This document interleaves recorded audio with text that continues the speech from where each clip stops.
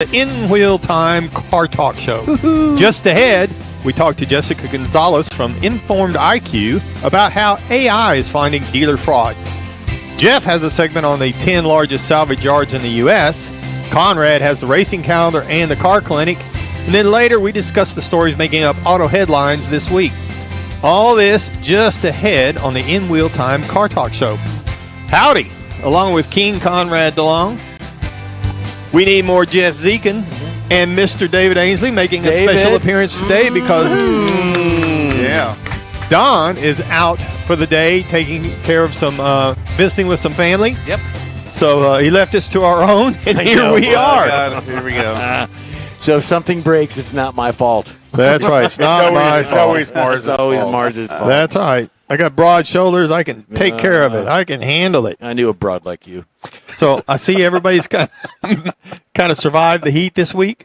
Kind of got a little bit cooler. Wasn't too bad this week compared to previous weeks. And it's supposed to be getting nicer this weekend. We're all looking forward to rain, even though it's Labor Day weekend. We need We're all rain. looking forward. I don't care if my plans are Rain. canceled outside. I want the rain. Rain. Yep, we definitely need the rain. If it rains, I can hear my yard go. Because right now it's crunchy. You walk across the grass, and it is very, very crunchy. Yep, absolutely. So how's everything are we- else going, guys? Are we guestless at the moment? Yeah, Miss. Our first guest is a little slow getting here, apparently. Well, David and I were reminiscing about our vacations this past summer. Did you go anywhere this summer? Nope. Nope. Didn't have No. the urge or need to venture out somewhere and Didn't dip go your anywhere. toes in the No, Angie water? went to California. She's there right now. She Oh. left Friday.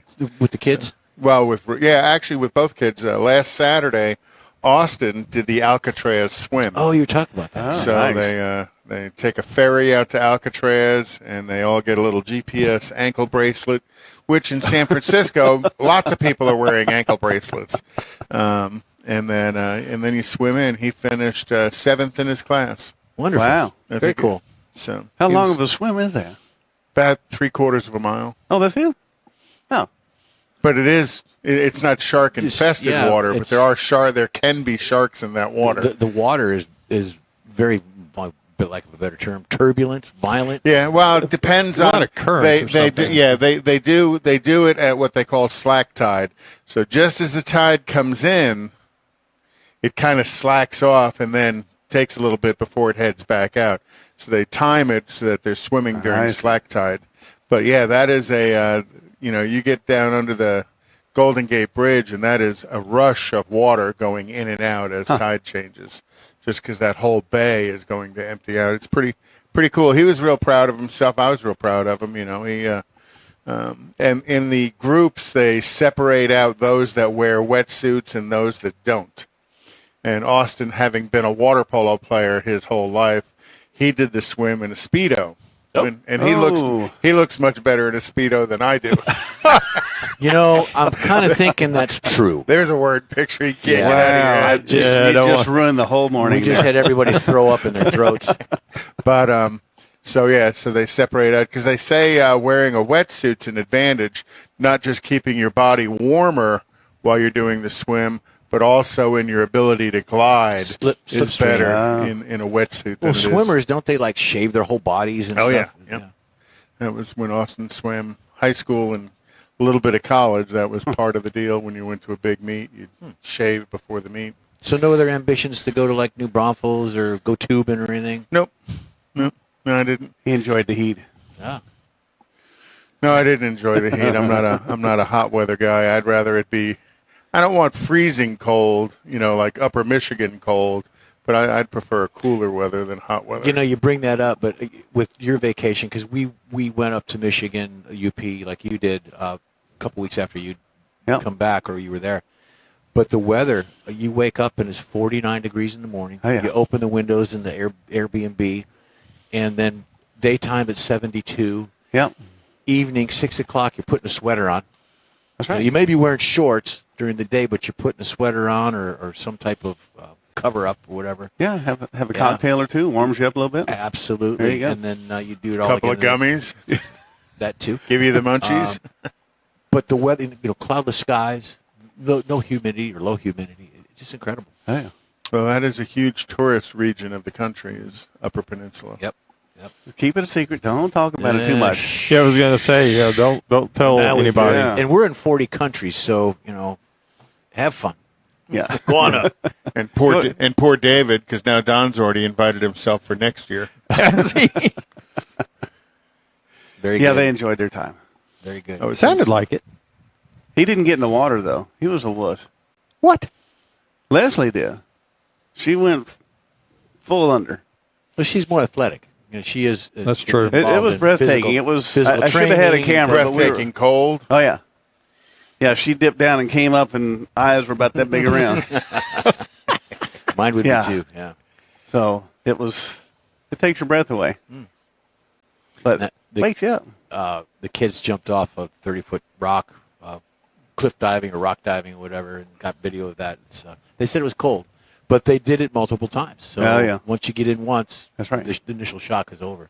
They say that one person a year dies doing that because of the shock, heart attack, Oh, really? stroke. Oh yeah. Oh well. Yeah, there's reasons behind that. It is dangerous. First of all, you're jumping off 30-some feet. Well, did they hit a rock or was it just no, cold water? No, cold water. Oh, It's just okay. the cold water. I thought they did I thought that was The cold known plunge? for the Eskimo Swedish thingamajiggy. plunge. Yeah. No, that's in Sweden. Oh, that's in Minnesota is where the Swedes are. Minnesota. Minnesota.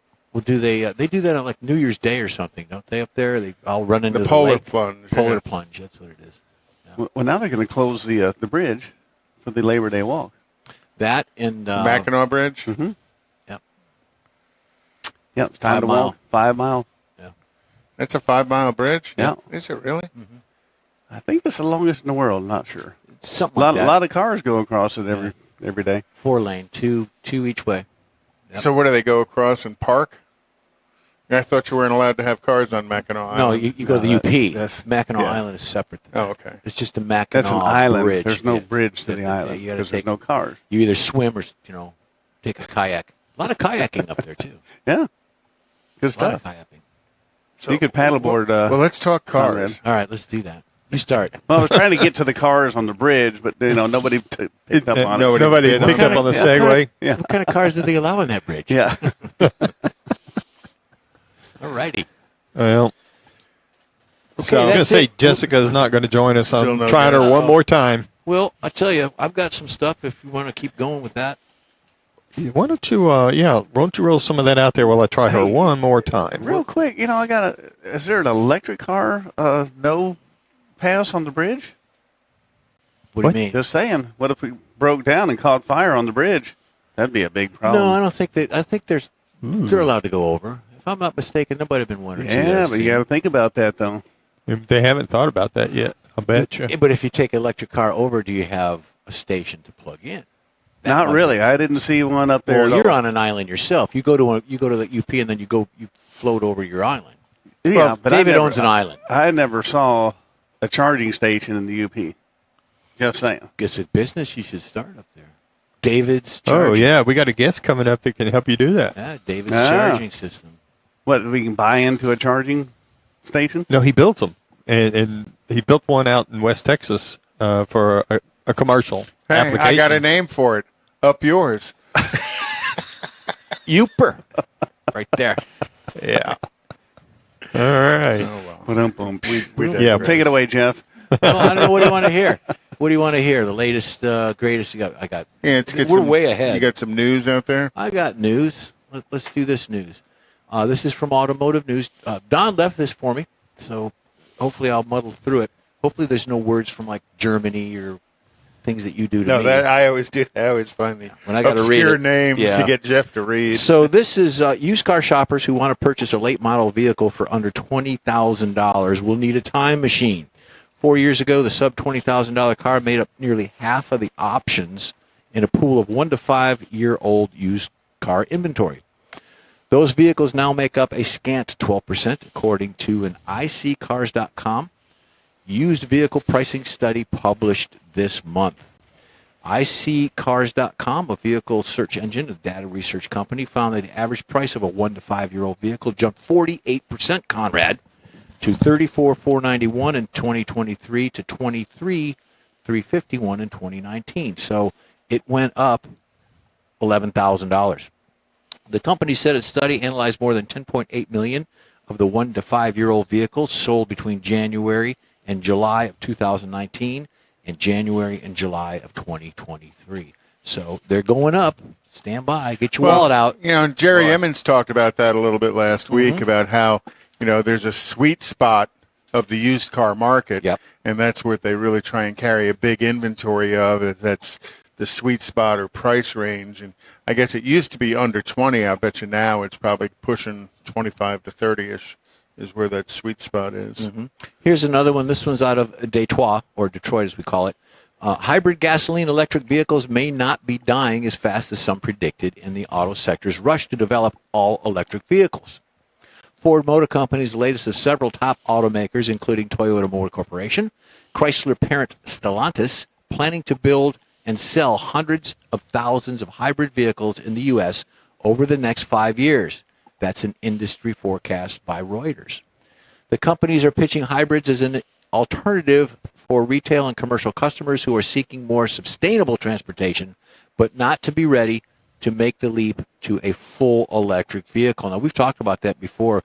Don's a fan of that with the hybrid. I am too. We all are the fan of the hybrid stuff, which you get the same gas mileage, but you're also being eco-friendly. I guess. Well, you get a portion of electric propulsion, right? And then, if you need be, you can run on a gas motor. And interest in the hybrids is rebounding as consumer demand for pure electric vehicles has not accelerated as quickly as expected.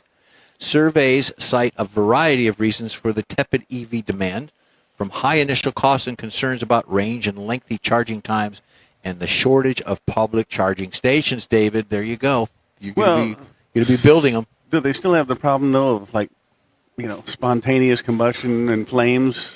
They don't talk about that. Yeah, it depends on who you talk to. Well, we're going to have some guests on in the next month or so that has a different view of that because they're out in the real world. That but the government's trying to force EVs on us, and anything the government forces you to do generally doesn't make sense. And somewhere in that equation is money for those who are forcing you to do it. So, but there's less batteries, so there's not the potential for big a fire.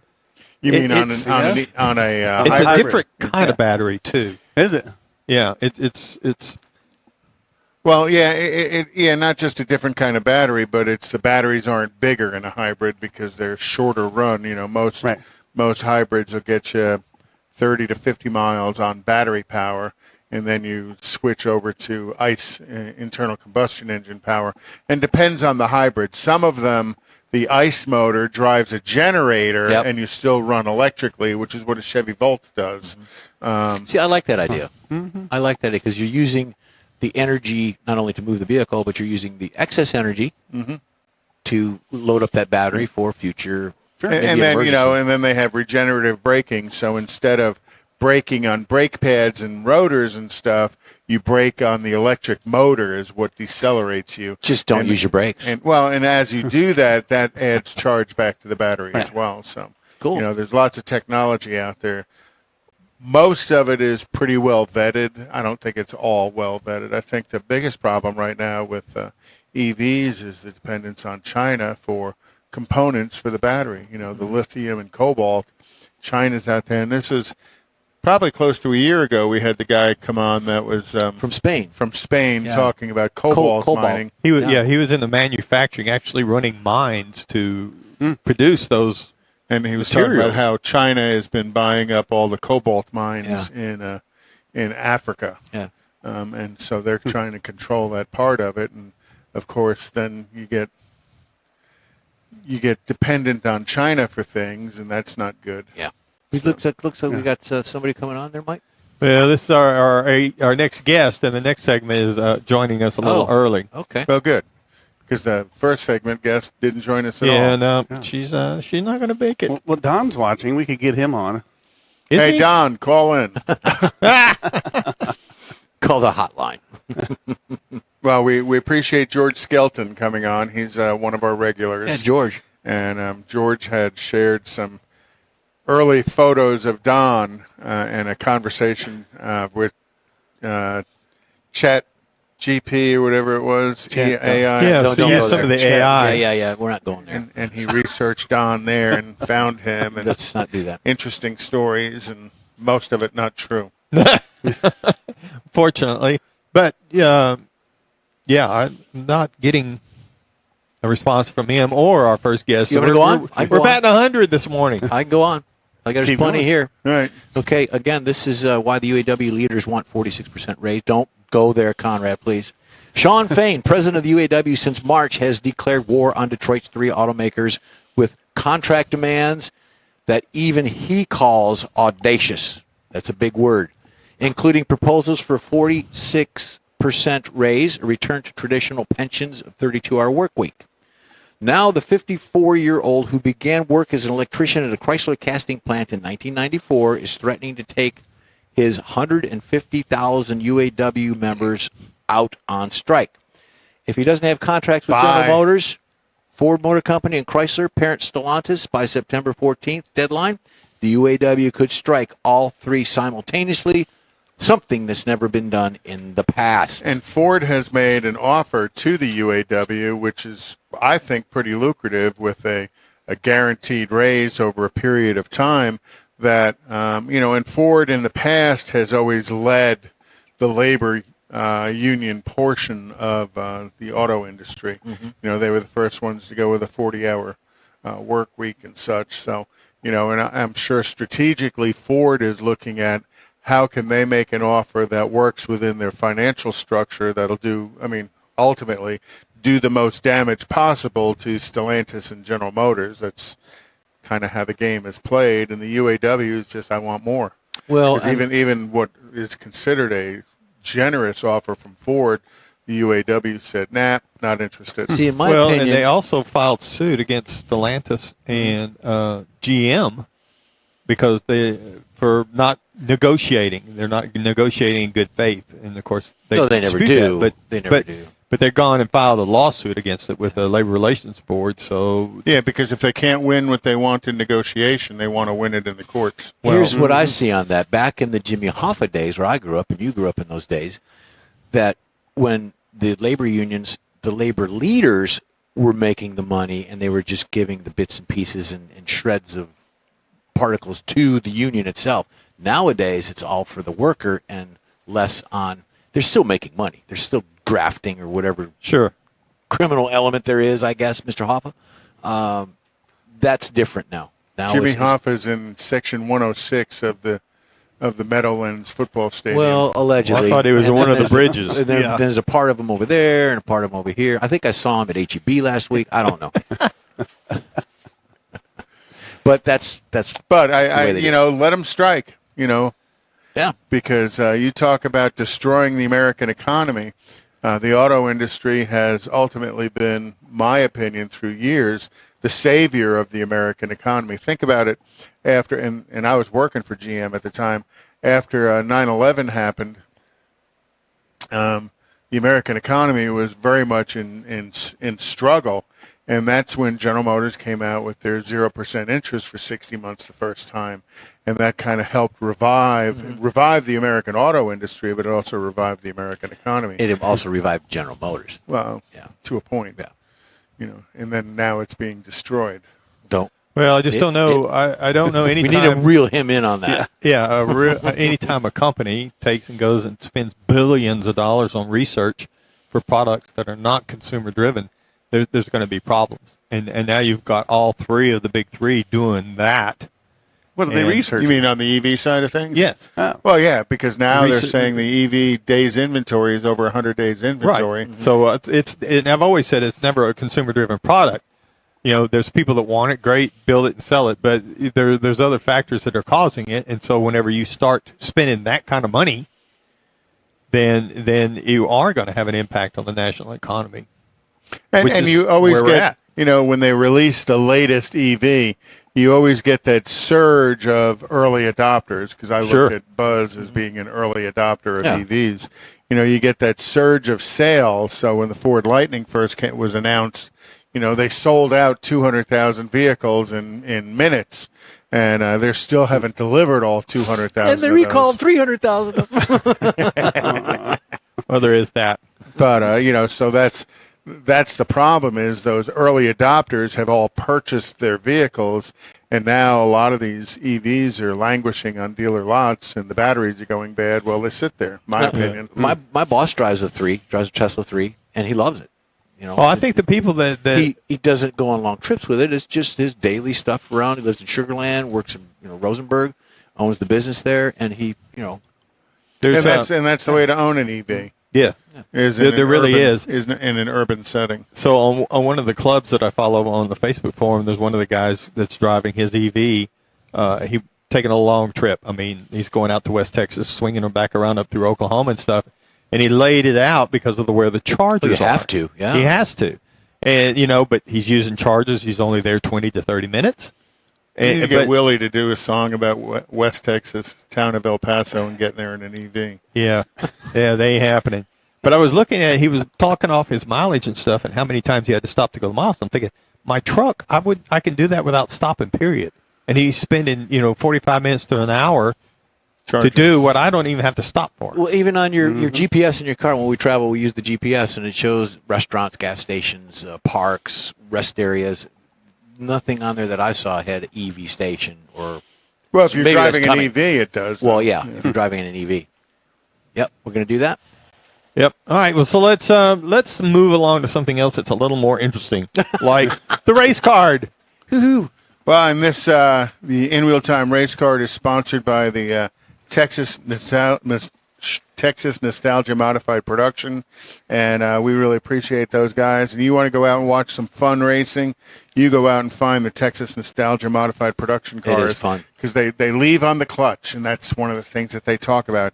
It is true, my opinion, true drag racing, as opposed to, what you see on TV, all these guys that are leaving on a button and you got to leave on the clutch, and you got to shift it yourself. There's no 2-speed, 3-speed automatic transmissions. Yeah, on these, it's leave on the clutch, and you got to shift. You got to row through the gears. So okay, you got a calendar, and we're going to have Kevin Hall's going to be here, our guest later on, and we're going to talk about their run to their championship race in a few weeks.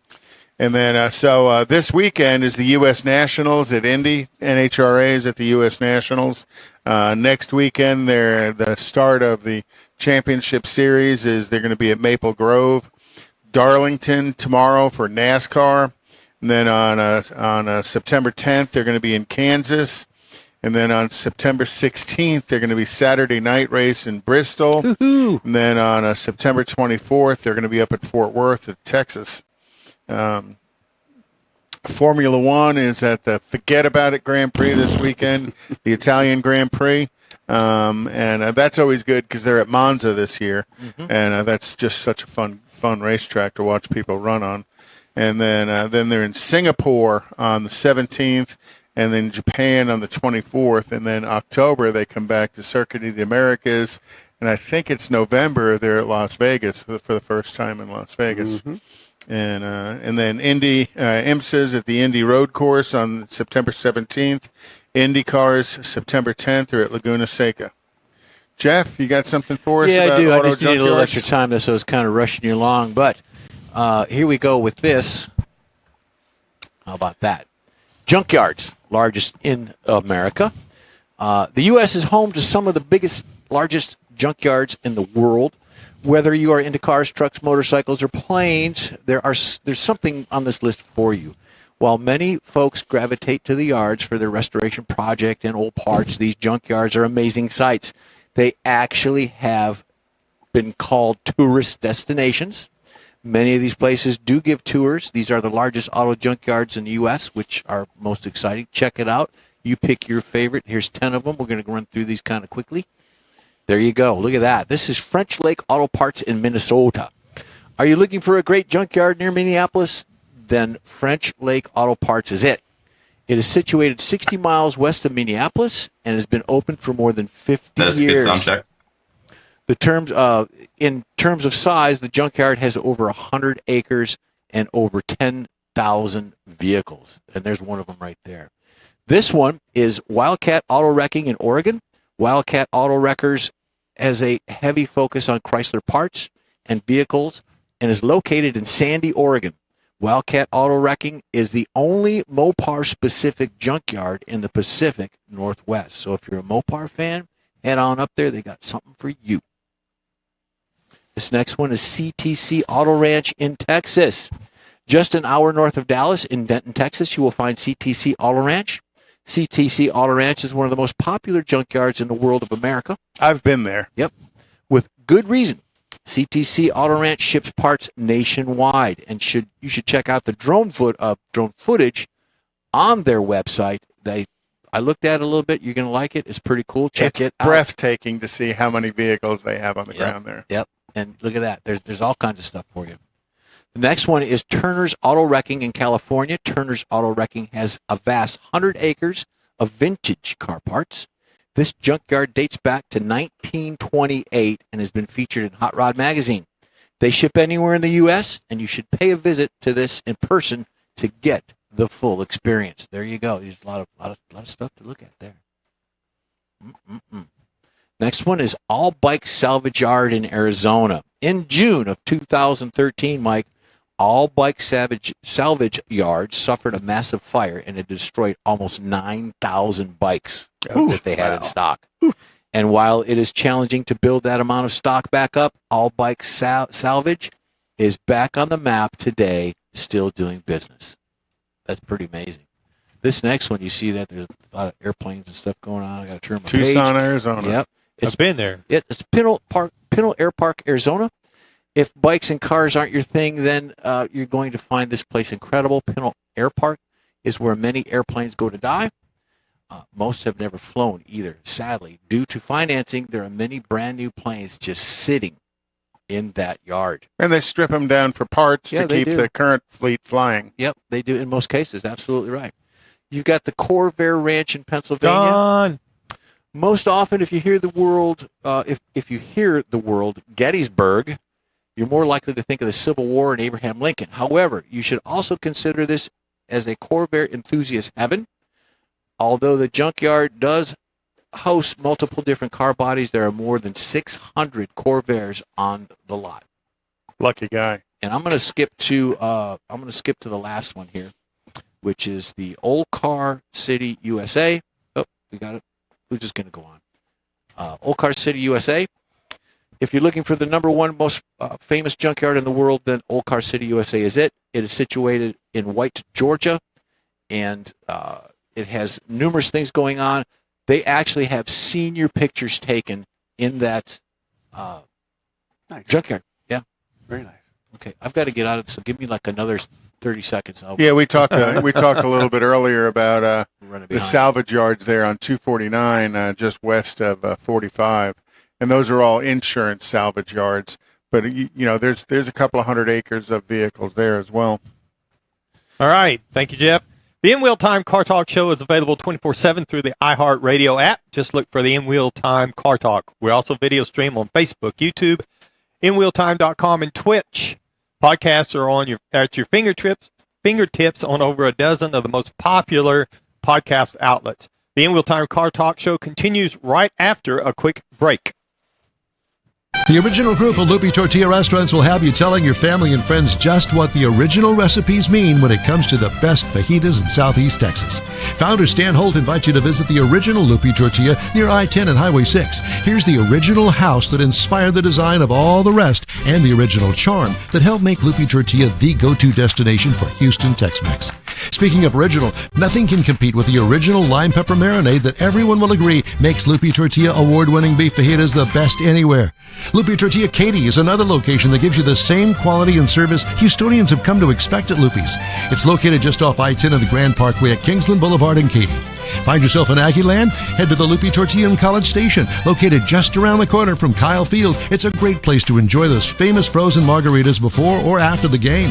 Headed east to Louisiana, stop in at the Lupi Tortilla in Beaumont. It too's on I-10. You can't miss it. The original group of Lupi Tortilla restaurants invites you in for the best Tex-Mex anywhere. You own a car you love. Well, why not let Gulf Coast Auto Shield protect it? Houstonian John Gray invites you to his state-of-the-art facility to introduce you to his specialist team of auto enthusiasts. We promise you'll be impressed. Whether you're looking to massage your original paint to a like-new appearance, apply a ceramic coating, install a paint protection film, nano-ceramic window tint, or new windshield protection called ExoShield, Gulf Coast Auto Shield is where Houston's car people go. Curbed your wheels? Instead of buying new, why not have them repaired? How about a professionally installed radar detector? Gulf Coast Auto Shield does that too. Get a peek inside the shop and look at the services offered by getting online and heading to gcautoshield.com. Better yet, stop by their facility at 11275 South Sam Houston Tollway, just south of the Southwest Freeway, and get a personal tour. Gulf Coast Auto Shield is your place to go for all things exterior. Call them today, 832-930-5655 or gcautoshield.com. The award-winning In Real Time Car Talk Show is available on the most popular podcast channels out there in 30-minute episodes. We realize our 3-hour live show can be difficult to catch in its entirety, so now you can listen every day to a convenient, fresh 30-minute episode. Check us out on Apple Podcasts, Spotify, Google Podcasts, Amazon Music, and Audible, along with a dozen more. In Real Time has the most informative automotive guest interviews and new car reviews, along with popular features including Conrad's Car Clinic and This Week in Auto History, along with automotive news headlines. Our live broadcast airs every Saturday, 8 to 11 Central on InRealTime.com, the iHeart app, and on YouTube.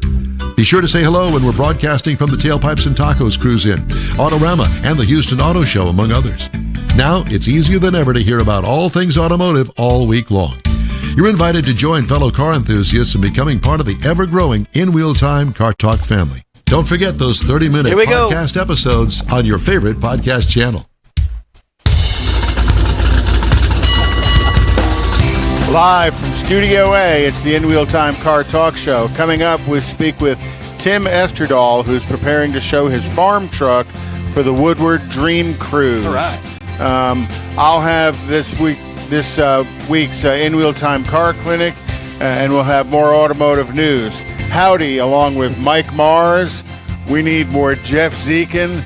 And today, sitting in for Don Armstrong is David Ainsley. Don is in Wisconsin wearing his cheesehead hat.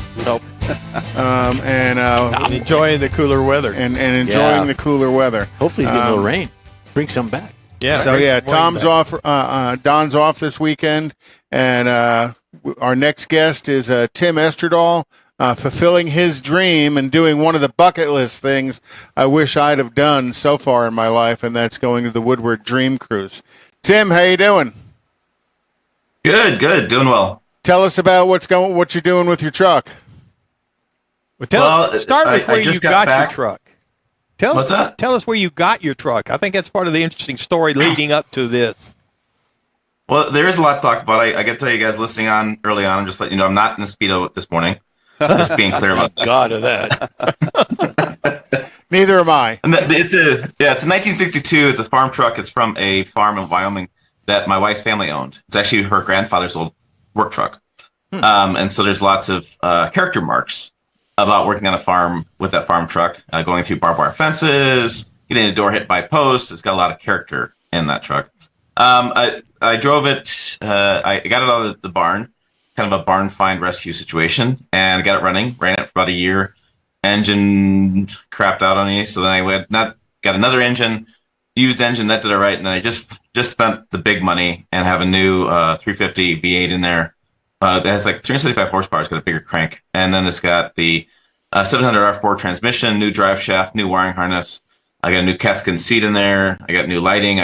So it's dramatically changed. And so what I wanted to do was I wanted to show it off. And so I have a Silverado right now. I buy a new truck for the channel every year.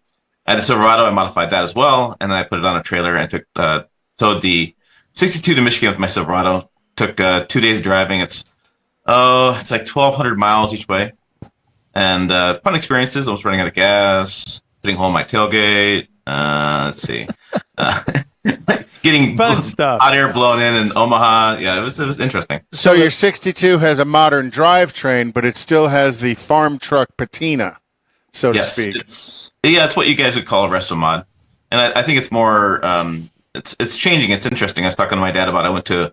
There's a Back to the Bricks event there in Flint, and then there's Woodward Dream Cruise. And it's interesting. You see, a collection of fully restored trucks, and then you're starting to see more of these resto mods. I think it's a generational thing. Like my generation, and does more resto mods, more rat rods, that kind of things. But the reality of things is, I just like the way it looks. So, and I'm not going to spend $40,000 on make them look, all the bodywork and paint. I think it looks great. Is this your first time at the Woodward Cruise?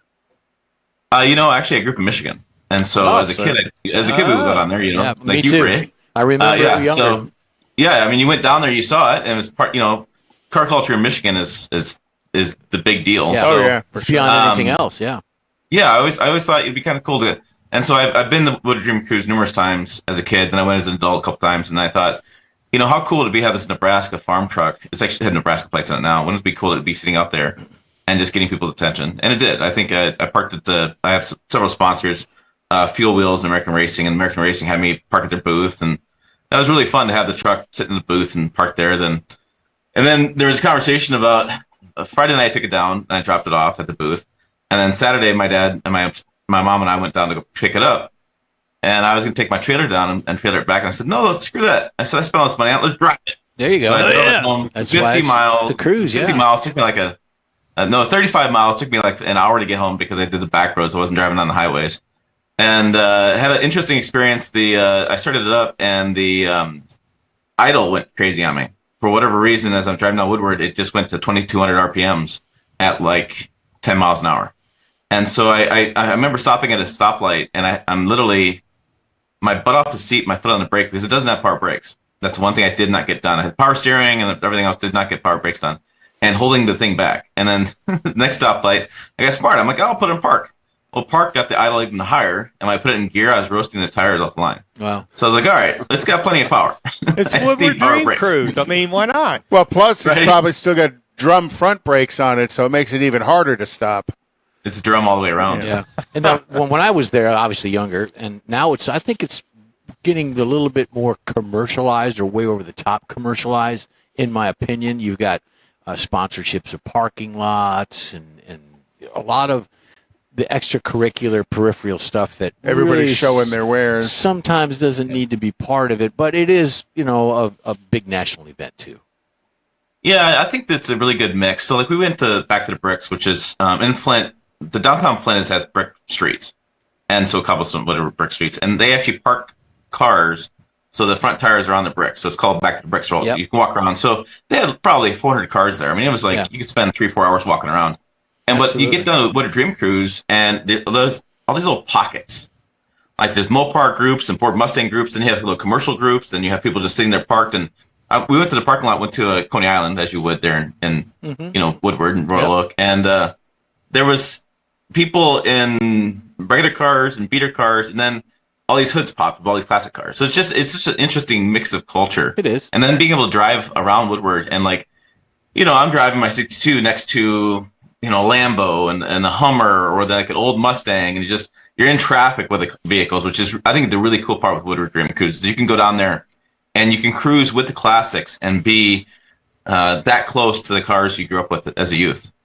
Exactly. So how much attention did your 62 draw, considering I'm sure it had the visual draw of it, and then once you pop the hood on it, people got a chance to see that it was, a little bit resto modded.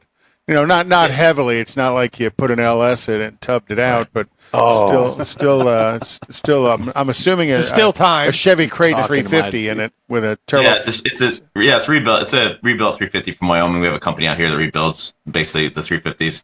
And I don't know if I don't think I could drive it with an LS. I don't think it just got enough curb weight. Well, I'd suggest getting your brakes fixed first. Yeah. right. Yeah, do the brake upgrade. It did. It was funny. I'll tell you the whole story. I got down there Friday night, and I'm setting up. I wanted to set my truck off the trailer. I brought it down for them. They were setting up their booth, and we got initially told no, that I couldn't park my truck there. And there was kind of a big hubbub about it because next door was a Ford booth, the electric car Ford booth. And the lady who was running that booth was throwing a fit that you can't have a Chevy parked next to a Ford booth. And this was like, I'm thinking to myself, like, what are you talking about? Like, this happens all the time. And so there was a lot of back and forth. And finally, the sponsor I was there with, just kind of called them out and said, you know what?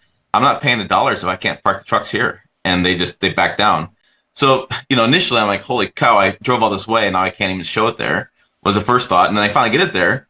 And we did it back to Brooks in the morning and we drove down the Woodward in the afternoon. When I got down there, the hood wasn't open. So I walked over to the guys. I'm like, well, just pop the hood. I'm like, oh. So I pop the hood and I walk away and I'm kind of looking back and I can see people now coming over to it and looking at it. And it was really funny. They had the Hoonigan Camaro there, which is, I don't follow that crowd very much, but a very modified Camaro. Oh, yeah. And two things happened. First of all, we're standing there Friday night and they're having to push this car in because I don't know why it won't start. And I had said to my sponsor, I said, my old 62 farm truck runs. Let's push it. And he didn't think that was too funny, but I thought it was hilarious, right? And then we went to Starbucks next door and I'm getting my coffee and the guy walks up, the Starbucks the barista, and he's like, is that your old farm truck? And so we started talking for a while about, because everybody's got an old farm truck story. Most everybody's got a story that grandpa had one or, the uncle had one on the farm, whatever. Yep. And so talking to him, so I walked up to my sponsor. I said, see, I'm getting more attention than your hopped up Camaro there, dude. Yeah. So the next booth, rub it in a little bit. In the Ford booth, was Karen okay with that? I mean, no, you know what? So I have some contacts at Ford. I have some pretty high level people. And I thought about making a phone call. My phone was open a few times with text messages flying open. I thought, you know what? This is not my battle. And then I was there Saturday. They were like making amends and, this, that, and the other. And I'm just like, you guys, this is ridiculous. Get yourself together. Yeah, you got nothing better to do than fight over this. Yeah. It's a car event. It's a car show. Shush. Yeah. Enjoy it. Yeah, it was interesting. So he got quite a bit of exposure there, and it's got those American racing wheels on it, and Firestone tires, and it just looks amazing when you get it all together. And then Katzkin's something that Katzkin needs to promote more, in my opinion, is they're doing a new company called So Express. They're doing car seat covers for classic vehicles, which is, if you know that market, it's really impossible to find a quality car seat cover. Even the magazines and things, they just don't carry the quality that Katzkin can provide. Yeah. So that was really nice to have a nice seat. The only the funny story about that seat was I ordered 3 inches of foam from Amazon. I found out the day before that the company put in the car. So Katzkin sponsored the seat. They sewed it and they wanted me to go down to Denver and have the seat installed, which Denver for me is a couple hours away. And so I thought, that's great. I'll have the guy do it and I'll pick the seat up. So we went down there, dropped the seat off. Well, I wanted new foam because the foam in the seat was from 62. It's like a 1/4 inch thick that's been beaten down for years, right? Mm-hmm. So Amazon had 3 inches of foam next day delivery, but 2 inches was like 3 or 4 days out, and 5, whatever. So that's 3 inches. So I go down there, I get the seat installed, and I get the seat done. I bring it back home, I put it in the truck, and I go for a drive. Remember, I put power steering in the truck, but I did not put a new steering wheel. Oh, I had about 1/8 of an inch between my manhood and the bottom steering wheel. Well, yeah, so any bump was going to be like a... Can't say manhood in the air. Yeah, you're going to need it. A little painful. Well, yeah, because vehicles without power steering had the bigger steering wheel in them so you could get leverage to make the turn. And you didn't compensate for that. No. So I had an emergency phone call Friday with Holly before Holly guy was walking out to the Dodge event, I don't know what the street event there in Michigan is. And we had to overnight a steering wheel. And then that got in that Monday. So Monday, I was at my friend's garage for 9 hours putting Firestone sent me some ride right airbags. We installed that system, and then then my steering wheel arrived, and so we had to drive over and get the steering wheel installed because I was leaving the next morning.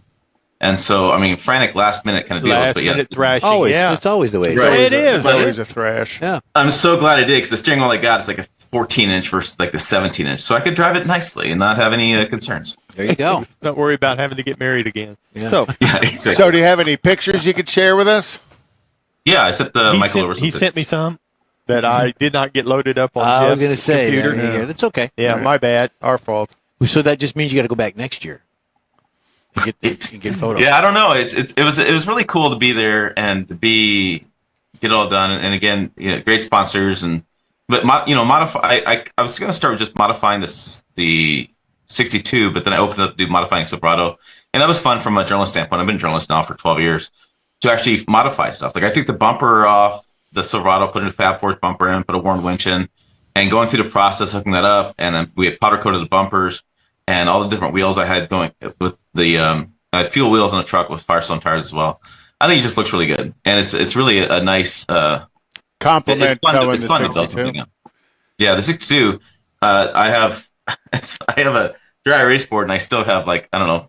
I'm gonna go 10 more items to work on that truck. Punch list. And when I unloaded the truck, I actually put it parked in my rock bed, whatever, my rock driveway, and I noticed behind the front driver's side there was this little hole that was hanging down. I'm like, what the hell is that? So I kind of crawl underneath, and it's the bottom of the shock mount. Somehow my bolt disappeared. Oh, I'm like, great. Yeah, just One more thing to fix. some windshield behind you picked it up along the way. Right, yeah. That's cool. So one thing I wanted to ask you about the cruise. You were talking about things are kind of scattered out. That was one of the things we looked at back pre-COVID when we actually thought we might get a chance to go up there. But we started looking. It was kind of where do you go? I mean, there's no really central point to it, is there? No, I think that's one that makes the event really cool. Is Woodward Avenue is like 16 miles long. Right. And so you can basically pick a spot anywhere you want along that strip. Granted, there's some spots you can't sit, whatever, but you'll see people that have their houses on Woodward Avenue, and they'll just walk out the back, open their gate, put some lawn chairs up, sit right there. Mm-hmm. And then you get the big parking lots where people fill up parking lots. There's some, Ford's now the sponsor, been the last sponsor, that's 6 years, I think. And so they have a bigger boost now. They rent out parking lots. And so you can find a spot that, like I said, the biggest thing is just, it's a rally. People go down and around to go just cruising. So you really, anywhere on that Woodward Avenue, you're basically part of it. The more you get down to like, 11 mile, 12 mile, somewhere on the range. Yep. You're more in the heart of it. And that's interesting, but it's just a gigantic party. And it's always funny, all the burnouts, because we were coming up to this spot and we saw this big, dust cloud or big cloud, right? And we're like, it's like black and it's gray. And we're like, man, what caught on fire? Because a lot of times classic vehicles don't make it. Luckily, I have a new radiator and I didn't overheat. Right. But so we're driving along. We're like, oh, looking at that, and we can't see it. And all of a sudden we see police lights. I'm like, oh man, something happened over there. And look over, and it's a Challenger sitting there. Guy sitting, big smile on his face, in the front seat, getting pulled over, doing getting a ticket. Yeah. I mean, it's like, but you just sit there, and you'll see burnouts all over the place, and you see revving engines. Well, and you budget for it. Hey, I'm going to the Woodward Dream Cruise. I need to make sure I have $500 to pay for my burnout ticket. Yeah. Now, you said you're from Michigan, and you should know this. I'm hoping you know that Woodward Avenue is the first street in America to be paved. That's the first paved street in America is Woodward Avenue. Also, the Detroit Police Department was the first police department in the U.S. to have motorcycles, and that motorcycle was Harley Davidson. Wow. Yeah. Wow. A little bit of history for you. Michigan trivia. Michigan trivia. There you go. So and Mary Barra makes $29 million a year That's to the last destroy one. General Motors. You're off. We'll turn him down. Yeah. Cut him. So what part of Michigan did you grow up in? So I'm actually, it's interesting. I'm actually a GM brat. I was born in Wisconsin. We all moved to Indiana, then moved to Michigan. And my dad was with the kind of truck engineering side. And so ended up being in Flushing because he worked in Flint. He worked at the QPC, Quality Product Control Center, I think is what it's called. And then he moved down to Ortonville because he was working down in Warren at the Tech Center down in Warren. So kind of right in the middle of the state, right along the Clarkston, Waterford area, the kind of area there. And so I graduated high school in Ortonville, a high school called Grandin. Very good. Very good. Yeah. So Tim, so you've been a journalist for like 12 years. And you've obviously gotten really good at it, been very successful at it. What are you going to do next now that you've got Sweet and you've made it up to the Woodward Dream Cruise? You always got something going on. I know. So I'm getting some body work done on the Silverado right now. I had a little hail damage, and then I haven't talked about this very publicly, but I was loading the trailer. We're friends here. Nobody will know. Yeah. So I'll tell you, because I'm getting it fixed, and now that I'm getting it fixed, it's getting a lot less of an issue. But I was using a friend's trailer, and I had the ball on the mount, and I knew it wasn't quite right, but I thought it was. I just went good for enough. it. I was in a hurry. It was a perfect storm, right? I was in a hurry, late at night, trying to get this thing loaded up, and it was kind of getting dark, and so I put my 62 on the trailer, and the trailer lifted up in the air. My 62 pushed the trailer forward right into the tailgate. Naturally. Yeah. So what's interesting is that's like $1,000 for a tailgate, but I had a few hail spots on it. I was out of town and I parked at the airport and got a little hail. And they said there's $11,000 of hail damage on that truck. Which I was like, holy cow. I counted 7 dents in the hood, I think. I mean, I wasn't looking that closely. So when that all gets finished, I will be selling the Silverado and I'll be buying another truck. And I haven't announced when the truck's going to be, but I'll buying something. And I'll probably be modifying that quite a bit. And then I'll still do some stuff with Swede. I mean, Swede's got, like I said, a whole host of things to do. So the idea here is that, as you guys know, as journalists, we get press loans. So I get press loans once a week. So when I don't have a press loan and I don't have a truck, because I'll be in between trucks for a little while, Swede's my backup truck. That he's going to be what I'm going to use to get around town. And my town's 5 miles long, so it's not that big. Not of a that chore. many miles. Except when it snows, and Swede doesn't like the snow. Who does? It's uphill both ways. Yeah. Two-wheel drive farm truck. I did the sand in the back. I did snow tires. It's like driving while you're drunk. It's just you just can't. There's nothing. It's just I'm over here, there. Doesn't work well. Learn how to drift, right? What the hell? Yeah. And so people always tell me like, "Oh, you'll be fine. Put sandbags in," And so that's always my thing. What I want to do, and I thought about this when I drove back Woodward. I thinking about driving. I'd love to drive Swede like a long distance to a car show, because think about like back as you guys a little older than I am, I think. People used to do this. People would drive 6'2". You did a road trip with these vehicles, right? That's right. And so I'd love to do a nostalgic kind of road trip with it. And I also wanted to. I need to do it here soon. I want to do a fuel economy test. So I always do like a 100-mile fuel economy test. And because everybody says to me, they're like, "Well, you should get 20 or you should get 16." Nobody knows. Nobody really knows what these classic trucks get. Tim, we've got a Chrome and Coffee tomorrow, Sunday, over here. And so you're welcome to come and join that if you want to take a little road trip. Yeah. Chrome and Or come Coffee down tomorrow, in the spring for 9 to 11. Texas Hot Rod Tour of Texas. Yep, you could exactly. do that. I mean, you talked earlier about EVs and planning out your trip with EVs. I think with classic vehicles, it's the same deal. Sure. The same thought process. It's funny how society's changed. I always bring up the comment from the Cars movie where you drove on Route 66 to have a good time, not make good time. And now society's like, did you make good time? Like when I towed to Michigan, I did not make good time. I was an hour later where I went because I was towing. I didn't want to go, be more careful. But I always think that we're getting back to where transportation's a journey. And I think that's what's great about Swede and different events like this and doing this stuff. It's like the trip was part of the experience. The trip wasn't about getting there and getting there as fast as I could. The trip was part of the experience. So do you have a family you take with you or just by yourself? I was by myself. The Dream Cruise, the timing is terrible. It's the 2 days before my kids go back to school. Oh, boy. And so, I mean, and they would love to come. It's just, my boys would love to come to this event.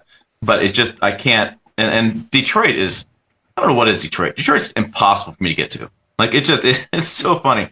I travel, I'm on the road probably twice a month on average. And getting to Detroit is just terrible. So I can't actually fly them in that Friday night and have them back on Sunday. It just doesn't work.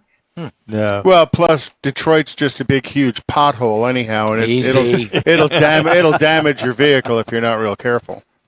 There is a lot of construction. Absolutely.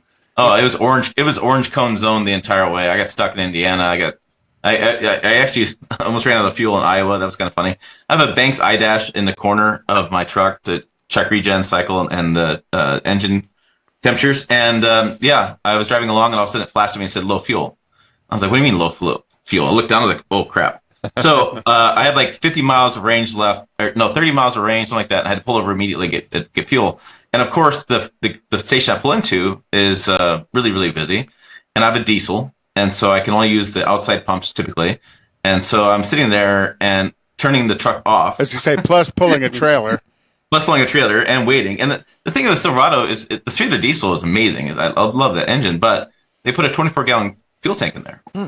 So I got 300 miles of range. It was like driving an EV. I mean, I had to literally every time pull over, stop, and I was stopping for fuel. I was stopping there and 20, 30 minutes. And when your truck goes into regeneration, you can literally watch the gas gauge go down as it overfuels the DPF on it.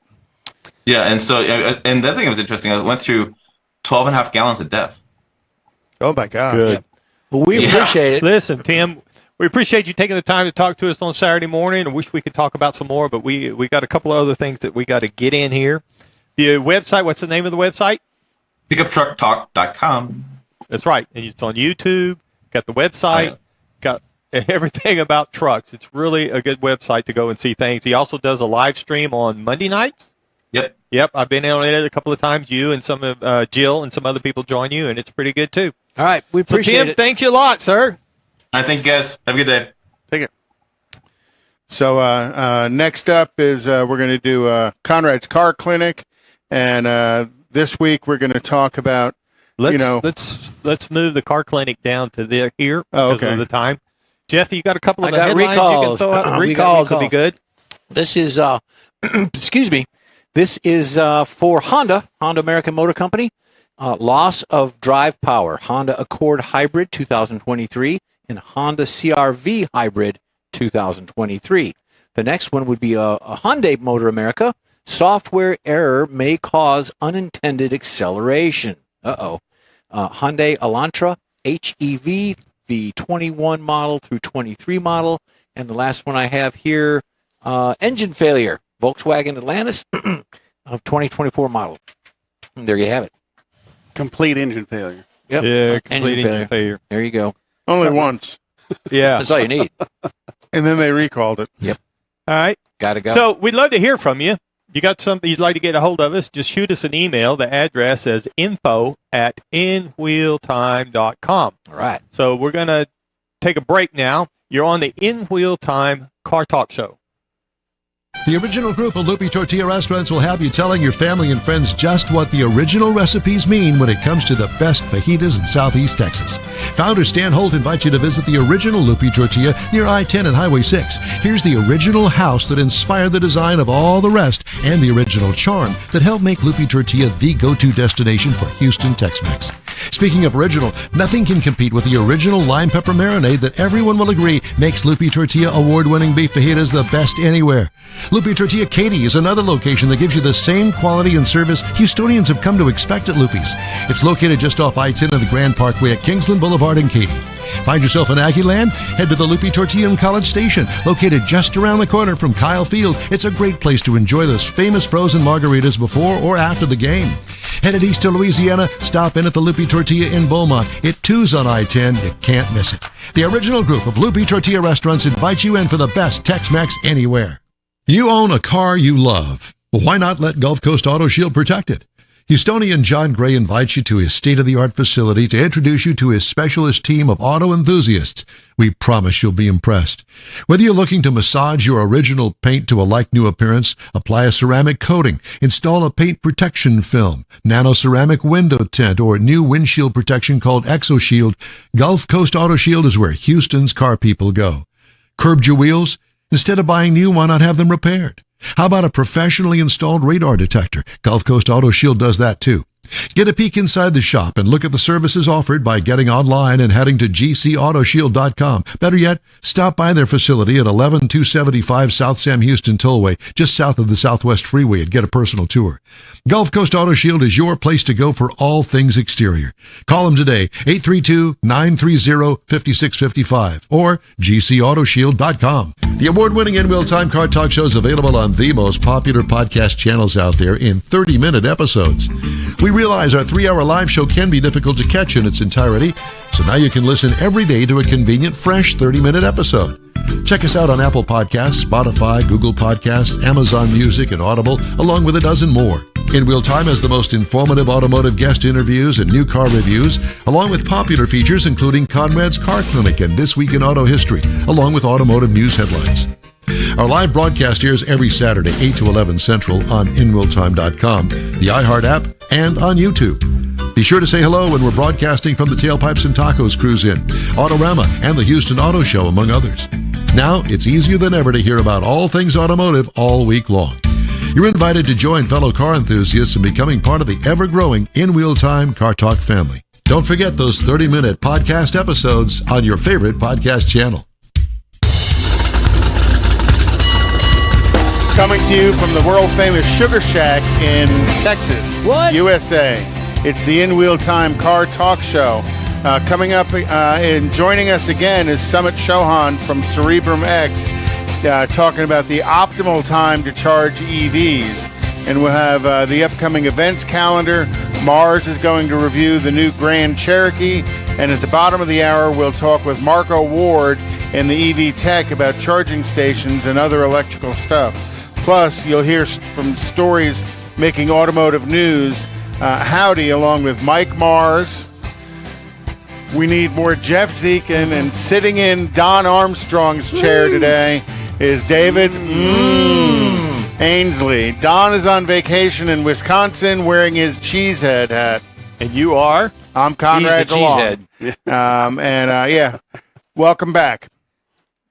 We've had Sumit on before, and we thought it was such a great interview. We wanted to have him on again from Cerebrum X.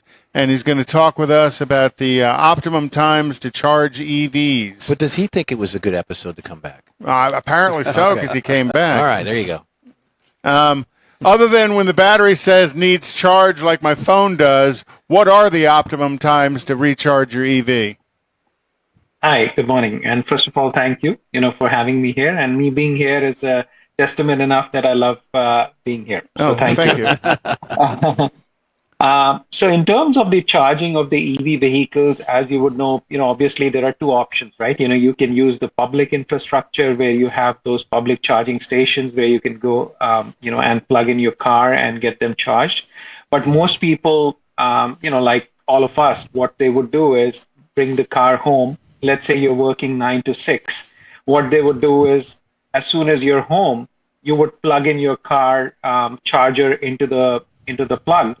And that's how the charging goes. However, with Cerebrum X and our partners, we realized that that's not the optimal way to do things, because most times when you plug in your car, which is, let's say, 6 p.m., is when the peak load is being experienced by the grid, whether it's your state grid or the national grid or a specific regional grid that you're being charged on. Generally, when you plug your car in, normally it would be the highest tariff for the electricity that you're paying for. What would be optimal is that irrespective of when I put my my car on charging, if there is an intelligent system behind which can realize that, okay, this car needs probably 2 hours of charging, and I know that it would be plugged in till, let's say, 6 a.m. in the morning. And also, I have the background knowledge that the tariff would be the lowest between 3 a.m. and 5 a.m. in the morning. So through an app, I can actually control when the charging is set to on, which would be turned on at the lowest tariff time, which is 3 a.m. to 5 a.m. So irrespective when you plug in, your car, it will only start charging when the tariff is at its lowest. So that's the technology I think that you will start seeing more and more as you would see the charges or the tariff for electricity go up. This is also going to go hand in hand with the fact that, and I think I've spoken on this before as well, that when you go to the gas station today for your non-EV vehicles, a part of what you pay for gas goes towards your road tax, whether it's the said state or the federal road tax. In case of EV, that is obviously not happening, right? You're not paying any tariff, towards the road tax because you're not going to the gas station at all.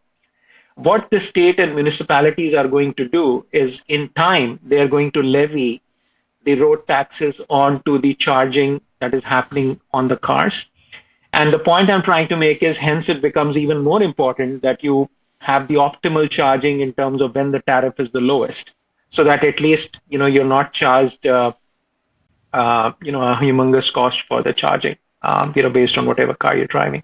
Oh my gosh, you're telling me that the government's going to take money from us while we're charging our cars? Yeah, surprise, surprise. I knew that was coming. And some of the reason for that is EVs being a heavier vehicle create more wear and tear on the roads and bridges. I don't know that everybody realizes that an EV is generally a pretty heavy vehicle, so the wear and tear of the roads and bridges is far greater as EV traffic increases. So in the state of Texas, just yesterday, September the 1st, you go to register your EV, you're now going to pay an extra $200 for that registration to cover that road tax or that loss of revenue on the road tax to do the road work because of the extra damage that they do to the because they're not collecting taxes through fuel sales. So you were talking about an app to help you figure out the optimal time so that you don't have to set your alarm clock to get up at 3:15 in the morning to plug it in and turn it on. Is that something that is built into the car, or you think is going to be built into the car? So it's not really anything that you need to build into the car, because that would be kind of wasteful, because some people might use it, some other people might not use it. So why would you put that cost on every car? What we are intending to do is to put it as a smart plug-in on top of the car charger. Oh. So it would be something that would go on top of your regular charger, which you put on, inside the charging point on the car, so that charging point will, control using the app. Obviously, that will control when the charging actually starts. At all other times, it would be as if your car is unplugged. So it would be something that goes on top of the car charger, like an add-on device. Or you could have a charger which is, specifically designed for this at home as well. But in most cases, what we feel, it would be an add-on which goes on top of the charger as an aftermarket device. So still the app user is going to have to input the data on when their electric rates are lowest or their tariff rates are lowest. No. So that's the beauty of it. The app itself is connected on the back-end side to the grid. They would know as to, you only have to enter which municipality or which zip code you're living in, and so on and so forth, or the county that you're living in, who's your provider, right? And we would know automatically what is the tariff that would be lowest at what point in the day, because on the back end, we are connected with the grid, and that's what you're paying for. Obviously it's a paid functionality, right? So that's what you're paying for, where you don't have to deal with anything. All you need to do is input two things: where do you live, or what's your municipality, and what kind of a car this is, because that would define the amount of charging that is required on the car on a daily basis. Well, and if you've got one of those electric plans that are free nights and weekends, tie all that together, and your cost of charging can be substantially reduced. Plus, you got the regular electricity, and then you got premium electricity, and you got mid-grade. No, that's just premium and mid-grade. Yeah, right. The high-octane electricity. You're absolutely right, and what we feel is, and as you just pointed out yourself, that right now we are in the mode where there are a lot of subsidies around electrification and electric vehicles, whether it is towards buying of cars, or it is towards electrification or charging stations being installed at home. Many states are giving subsidies on that. Very soon you will see that the cost will catch up with all those municipalities and the governments, and it would go the reverse way. As you just pointed out, you'll have to pay more for electrification or for getting an electric vehicle, because this is not sustainable in the long run, all these subsidies around electrification. And what we do feel is the cost of electricity or the charging itself, whether it is on the public infrastructure or on your private infrastructure at home, both tariffs will go up, either because you are paying an amount towards your, let's say, your road taxes, or it might be just that everybody will start charging you more because they realize there are a lot of electrified vehicles that are being put on charge at home, which is obviously increasing on a daily basis. So the whole unit economics of having a more tariff-based mechanism towards charging and helping you towards that cost is going to take far, and it will be more beneficial to the end customers. In like California and Texas, who notices a brownout at 3:00 in the morning? That's right. You're right. Because at some point, all of this, as the EV population increases, at some point the grid is going to be overworked. So that is correct. Spreading that out and having this app understand when that availability is there and kind of moving your vehicle around to when the power availability is there. So is this something Seabram X is working on? That is correct. We are already, in the proof of concept phase for this technology, and we are already working with our partners who give us information related to the different grids, at a national level in North America. So this is already in the works. We should be launching this out in the next 3 to 6 months to our customers. That's pretty good. So will it be like I'm a residential customer? It'd be something that I can get? Oh, absolutely. This would be available to retail customers as well as, I guess, enterprise customers like fleets, where obviously this would be even more pronounced because, you have all your heavy vehicles that are plugged in for a longer duration in time. And obviously you have a lot more vehicles to deal with as as part of your lot management or what have you. So absolutely, this would be available to end customers as well as, to other customers like fleet. So in your device, let's call it a device, is that plugged in series to the charger to the car, or is it integrated into the charging station that's at the house?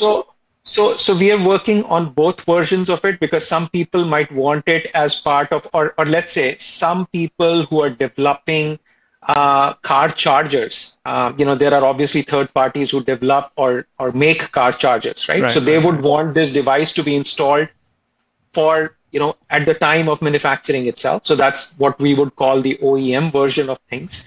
But I think the most resonant version of this would be basically where you would have the end customer buy an aftermarket device that they can install onto any charger that you have installed at home. So we are working on both versions. So that way it's not just on the new stuff, it's also retroactive back to the existing charging systems that you have already installed. That makes total sense. And then, there's a projected cost savings based on what their electric rates are and stuff. So ultimately, I don't know I'm not asking what the charge would be for your device.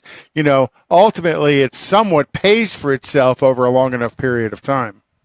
Oh, absolutely. I mean, I cannot give you the exact numbers of savings, and I don't want to give you those numbers because I don't want to misquote anything. Yeah. But on an average, what should be a good number for you to know is from 6 p.m. in the evening towards, let's say, 3 a.m. in the morning, for most grids or most municipalities, the tariff varies from anywhere between 10 to 20%, right?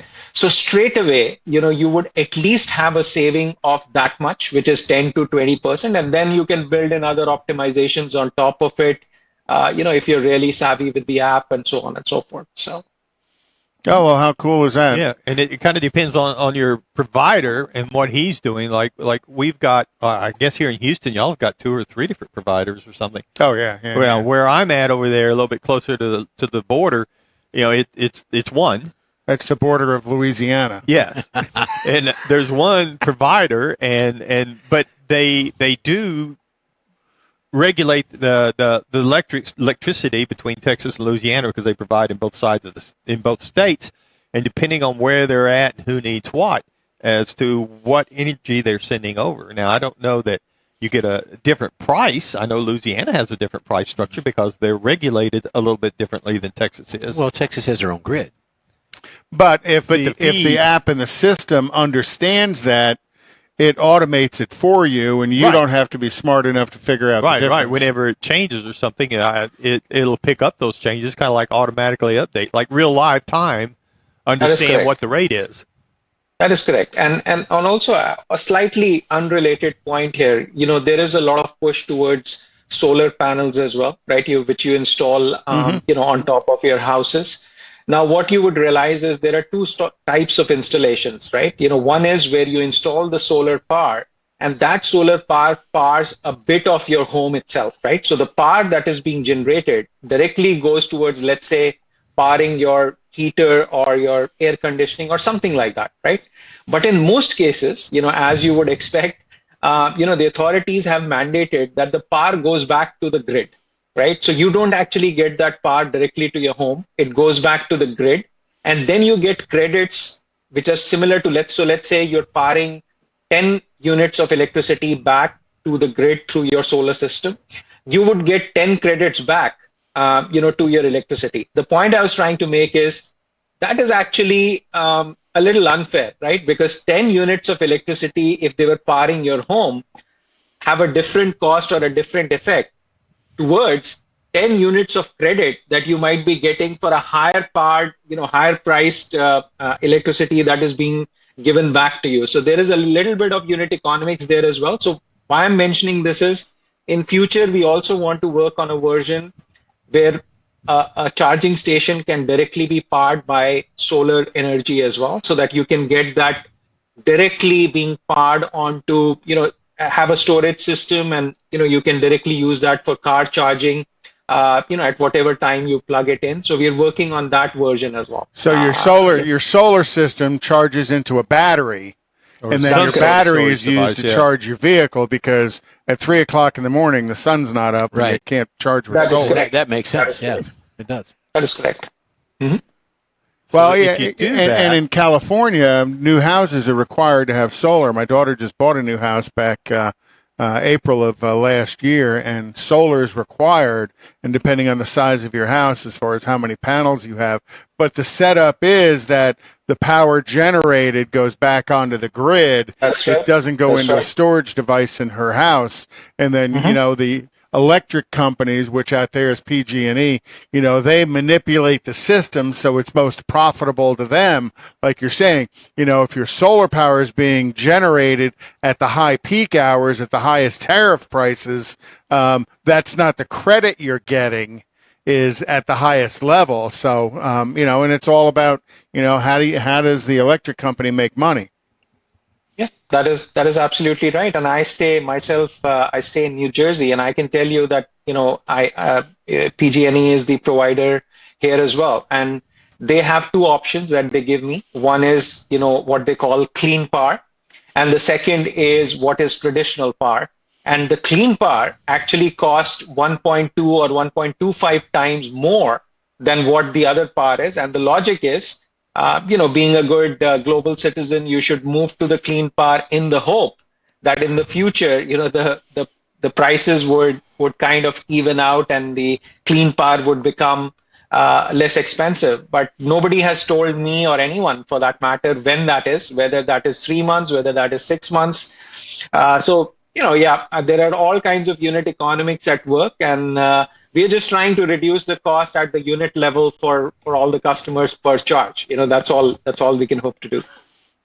Yeah. And when do you anticipate rolling out a consumer product availability? So we are planning for this to go out in 3 to 6 months, as I mentioned. Obviously, this depends on some level of testing that we are undergoing across North America along with our partners. So 3 to 6 months is the timeline, that we've set ourselves. So sometime in the spring. Mm-hmm. Mm-hmm. Very cool. Yes. Very good. Very good. Yeah. The other thing I was going to ask you, what was the other thing I was going to ask you about? So when you're talking about the electric companies, because like here we have a fuel charge. The price of fuel to generate the electricity goes up. That's passed along to the consumer. Yeah. So some months it looks like you're paying more for the fuel than you are for the electricity they actually generated with it.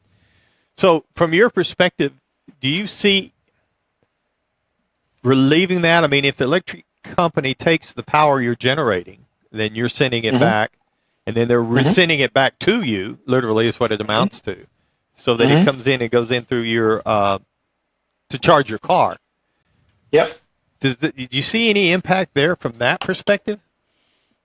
So as I said, that is a little, I would say, non-transparent, because, the number of units that you plug back into the grid and the amount of electricity that you get back, as in terms of number of units back into the charging, is not very transparent. We are not really aware of how that credit system really works.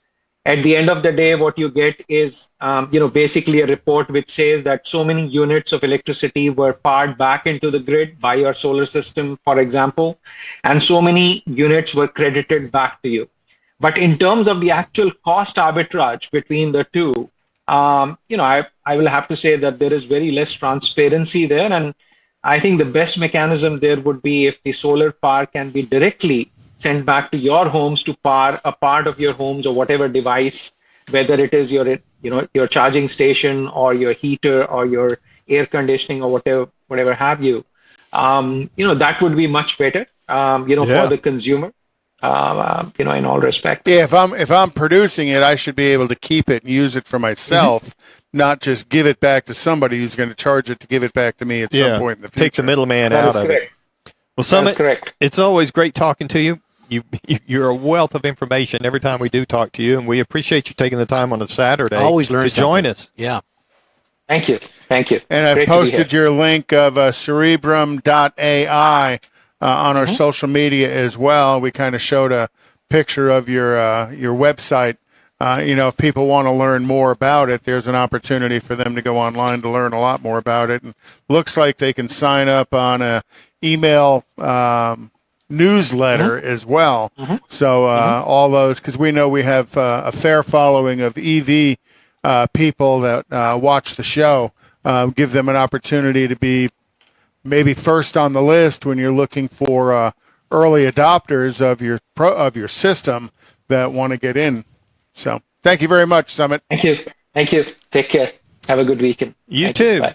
You're on the In Wheel Time Car Show. If you'd like to get in touch with us, shoot us an email. The address is info@inwheeltime.com. Be sure to follow us on Facebook. Got to subscribe. You bet. And we're going to do the events calendar. How's that? All right. We know there's one tomorrow. Yes. Coffee and Chrome at the Chrome Avalon. and coffee. Chrome and coffee. Okay, Chrome and coffee at the Avalon Diner, which is basically the intersection of 59/69/ Southwest Freeway and Highway 90 right there. That's all one road. You just named the same road 3 times. Right there on the south side of the Fountains Shopping Center. Generally a pretty good turnout with a wide variety of cars. So if you're looking for something to do tomorrow morning, come on out and I will check be it there. out. I will be there. You can be signing hero cards. Yes, for Don? I am. Okay. No, I'll be signing yours. Other events are October 7th is the Mustang Club of Houston's Fall Open Car Show at Planet Ford up in Spring. October 14th is the All British Car Show at the Butler House at Gosling Road, just north of 99. October 20th is the 38th Annual Wolf Creek Car and Bike Show at Wolf Creek Park in Cold Spring, Texas. The Clear Lake Car Show is September 23rd at 7 a.m. at the Elks Lodge in Kemah. Saturday, September 16th, is the Schulenburg Take Flight Cruise. It's going to be leaving the Buc-ee's in Waller at 8:30, headed out to Schulenburg. That'll be a fun little drive. Also, Saturday, September 16th, is the Texas Gator Fest Car Show at Fort Anahuac Park in Anahuac, Texas, kind of headed out there a little bit towards Marsland. And then finally on September 16th is the Let's Cruise the Drag, Nederland Avenue in Nederland, Texas. So you can have a drag show in Nederland, Texas. Absolutely. All righty. We got a car review coming up, Michael. Yeah, we do. I had a chance to drive the 2023 Jeep Grand Cherokee L.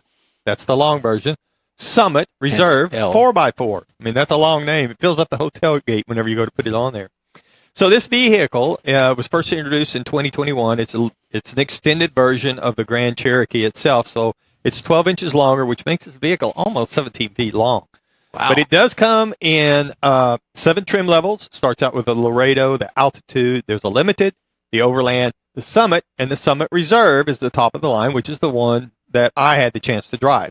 Now, even though this thing has gotten bigger, it's still considered a mid-size SUV, 3 rows of seats, and the regular Grand Cherokee only has 2, which I think is very nice, but by going a little bit longer, they added a 3rd one, so now you have 7-passenger vehicle.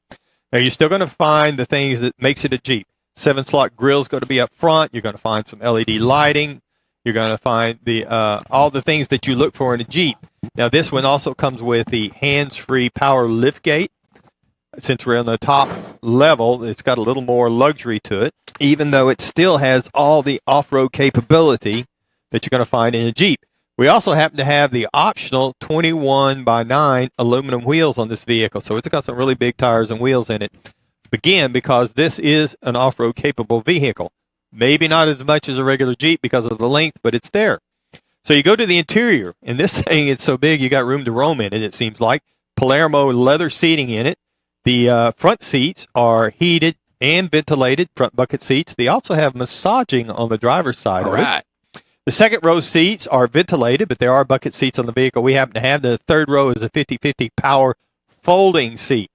Up front, you're going to find a 10.1-inch touchscreen in the center of the dash. This is where you're going to find your Uconnect 5 with a surround 360-degree camera.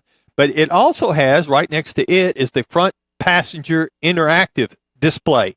Now, the passenger can actually, instead of reaching over to the main screen that the driver would use, he can actually activate things, change the radio station. It can do all kinds of things there that you could do on the main screen, except you can do it from the passenger seat. Now, the driver also has a heads-up display that's a really nice setup, works well in the daylight to go along with a digital gauge cluster. Now, we happen to have the 19, this is an option, but it's well worth it, a 19-speaker Macintosh audio system with an 850-watt amp. Wow. Makes lots of noise inside that big vehicle. Now, again, big vehicle, but we happen to have the 3.6-liter V6 engine. You can get a V8 in this, but the V6 gives you 290 horsepower, 257 pound-feet of torque. It's backed by an 8-speed automatic transmission.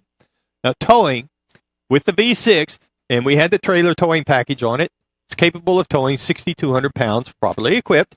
But you can, if you want to take more, you step up to the V8, which will cost you some gas mileage and the cost of getting the engine. But you could tow 7,200 pounds of this vehicle. It'll haul a load. Now, with the V6, the EPA says you should be looking for about 18 miles to the gallon in the city. The highway is 25, and combined, you're looking at 21 miles to the gallon. Now, you get out on the highway in this vehicle. We had the adaptive air suspension, and you combine that, so you can raise it up and lower it, depending on if you're off-road, you're out on the highway.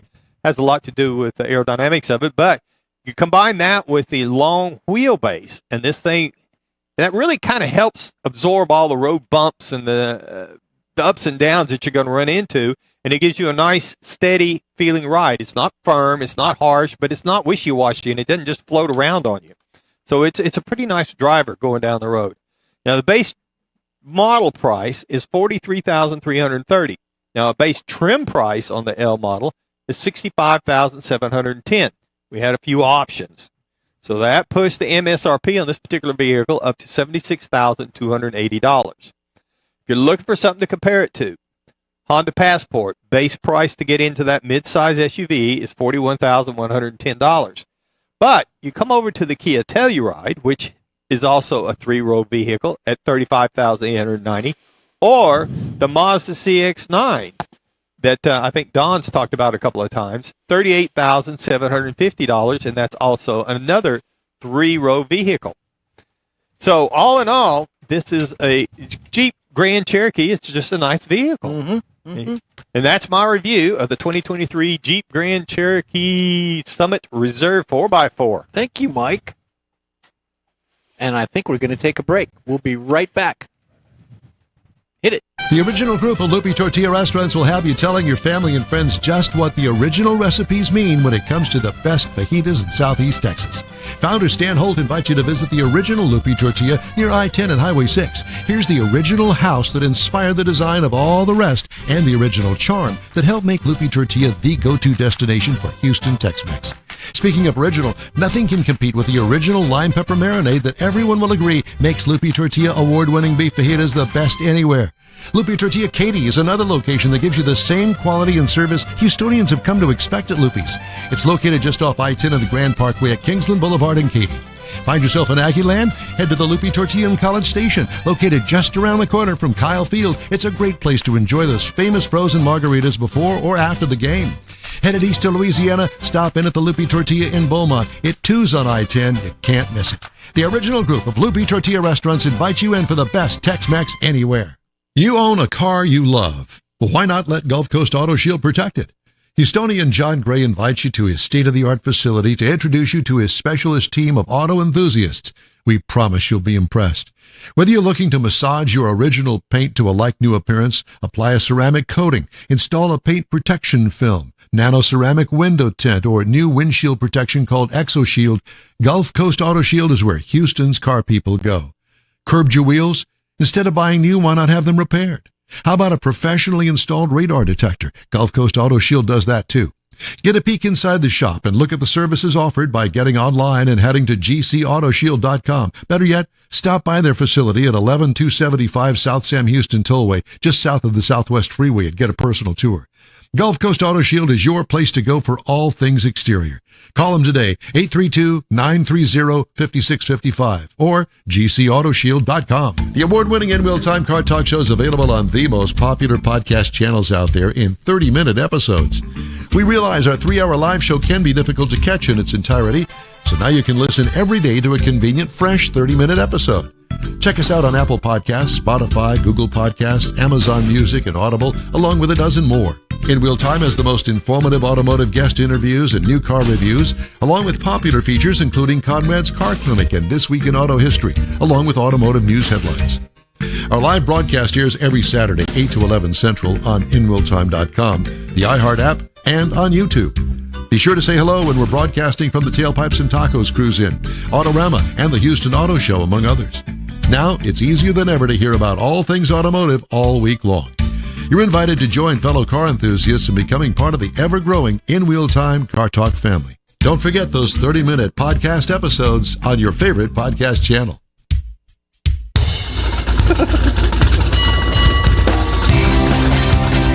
All righty, Mike, Conrad. Welcome back. It's the In Real Time Car Talk Show. Coming up, Masio Ward with EV Tech, a company in Plano, Texas that has commercial and residential charging stations. All right. Later, a look at the automotive headlines this week.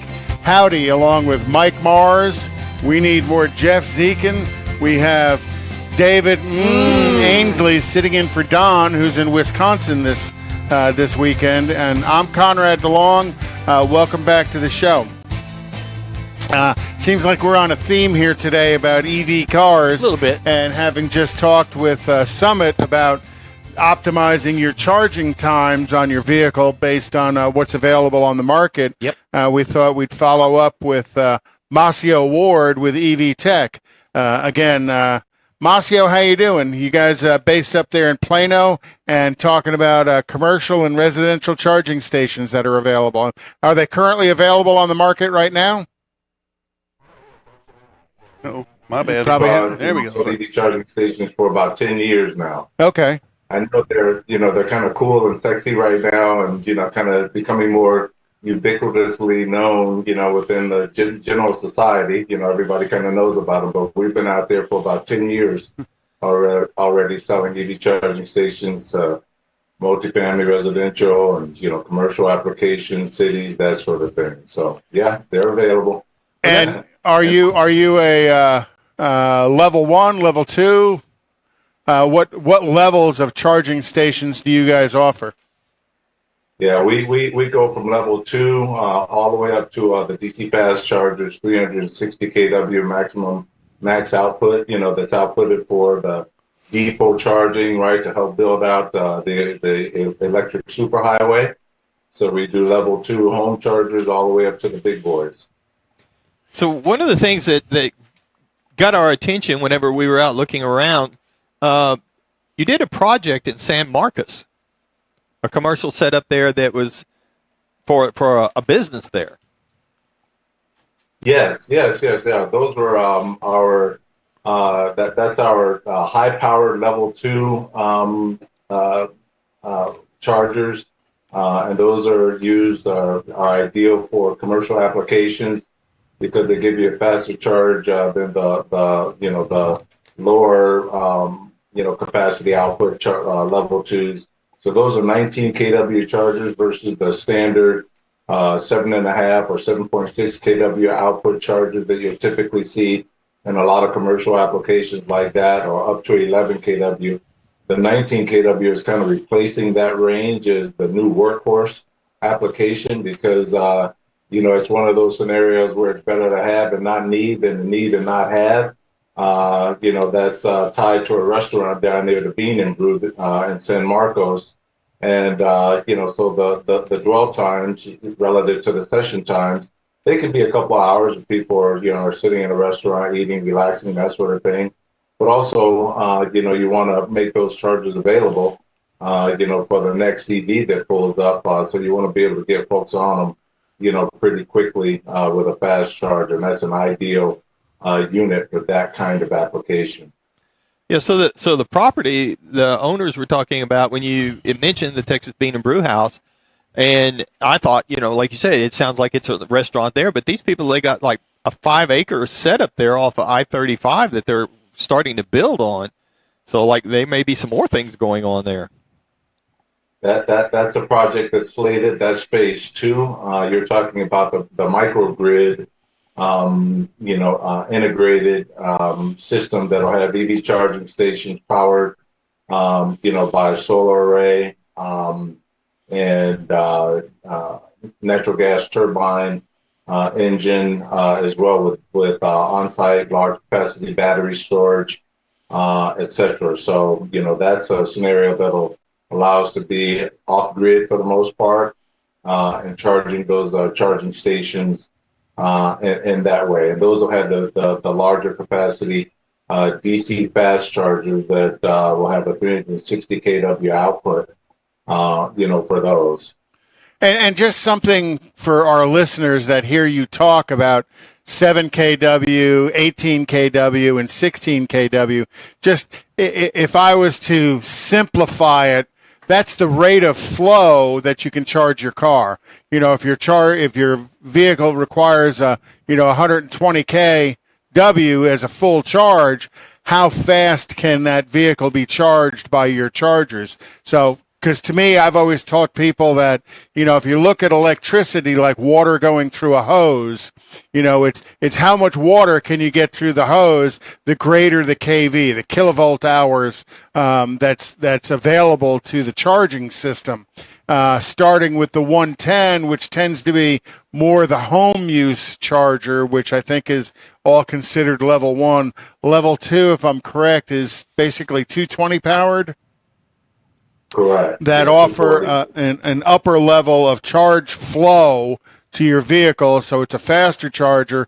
And then the DC fast charge, which is the highest available flow rate of charging that's available, and that direct current fast charge is probably the most efficient way to charge your electrical vehicle as well, because everything else you have to convert the AC power that's coming in to DC power once it gets into the vehicle, correct? That's right. So the level 1 chargers, you figure if you've got a typical 240 to 270 range vehicle, those vehicles, have about a 60 kilowatt battery pack, in those vehicles. So what you want to know, just as you explained, is how long will it take me to charge that 60 kW battery back up to full charge. And a level 1 charger only has 1.8 kilowatts of max output power, right? The amount of energy going through that hose, if it were comparable to water flow, just as you explained, that'll take you about, up to 20 to 22 hours, right? If that vehicle is fully depleted and has to be back to a full charge. By contrast, if you go up to a level 2 charger, that's about a 7.6 kilowatt charger, anywhere from 7.2 to 7.6, depending on the manufacturer. Those chargers then will get that same 60 kW vehicle charged back up in about 6 hours, right? And the one thing about charge and then all the way up to the big guys, right? If you get up to the 360 kW ones that you see on the that you will start to see with greater frequency on the freeways, those will charge that same vehicle in about 15 minutes, right? And so a lot of us are, familiar with the Tesla superchargers that we see, right, at the big box stores like, Walmart and Target, those kind of outlets. Those chargers, by comparison, The max output on those are 250 kW. So ours go all the way up to 360 kW by contrast. So you're looking at 20 to 15 minutes. Now, are you guys? Wow. You guys are actually building the chargers and installing them, or do you build them and let somebody else do the installations for you? You know, we 10 years ago, I say 10 years ago, EV Tech has been around for about 25 years now. We've always been in the renewable energy and sustainability space, but we had a much broader portfolio of products, from small format wind turbines to e-bikes, electric hub motors, and then the EV charging stations. And I say that because, 10 years ago when we added the EV charging stations to the product line, we did 100% of our own installations in-house. We don't do the installations, in-house anymore because, we now have a nationwide network of electrical contracting partners that we certify to do our installations. It allows us to, expand our footprint across the country in a much faster, more efficient way than we could have done it internally. So, we have local partners that do the installations in Texas and all throughout the country. So let's say I'm looking to put a level 2 charger in my house, at my house, and you have your electrical contractors. Is that going to require a change to my box, my power box that's in the garage, or does that kind of plug into a 220 system that's already existing in my house, say for my dryer or for my oven? Yeah, if you're going to install one in the home, you definitely need the 220 outlet, which is equivalent. Most folks know as the dryer plug, right? So that's the dryer outlet. The 110 volt will work, but that works only for the level 1 chargers. Like I said, it's only going to give you that lowest amount of output, which is 1.8 kilowatts per hour. Now you're looking at about 22 hours to recharge the vehicle. Most people don't want to be in that scenario. No. So to get into the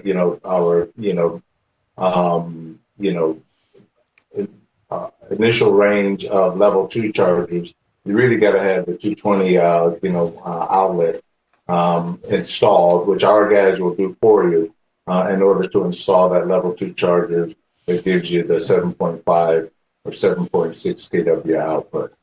So I guess they would run a new 220 circuit to where the garage or wherever it is that you need it. That's right. And then I guess back to Conrad's question, if the box, your breaker box, wasn't built for that, or they couldn't double up, piggyback, or something, or like coded up to a code for that. Yeah.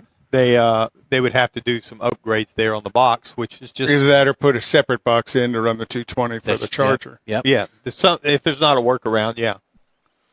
So that's typically speaking, it's very rare that folks will have 100% of all the breakers on the electrical panel, fully occupied.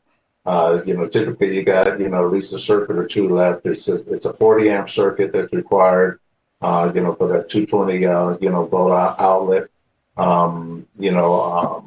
plug that we would install. And so our guys will go do an assessment. Look at your breaker panel, see if you've got, another circuit available to install that 40 amp circuit in to run. And then they'll run the conduit, the wiring, everything from the breaker panel all the way to the point of installation, meaning where, your listeners would want to have the charger installed ideally in the garage, depending on where their charge port is on their vehicle, right? Because some of the charge ports in the front of the vehicle, some of the charge ports are in the back of the rear of the vehicle. So, we optimize the placement of, those chargers inside the garage or on the side of the home based on the setup of your vehicle. And do you offer the multiple charge plugs? Because I know there's a couple of different, depending on who the manufacturer, whose vehicle you're driving. Tesla has kind of a dedicated charge plug. And then there's the ACIE or what's something like that, yeah. What's the other? Yeah, you're talking about the CCS1 standard plug, which is standard for everyone except for Tesla. Tesla has the NACE standard, the North American charging standard, which is their own standard. Our charging stations will charge all vehicles, including Teslas. You just have to have the adapter that's available from Tesla, and with that adapter, you can charge a Tesla and any other vehicle that's on the market today.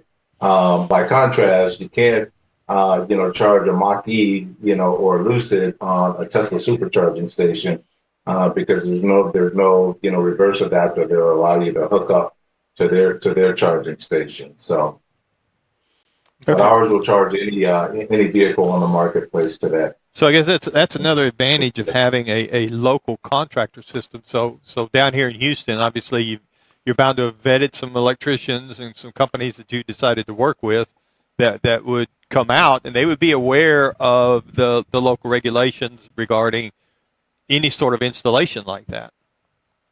Yeah, absolutely. We're beyond vetting at this point. These are, our guys we've worked with for many years now, 10 years. 10 years, yeah.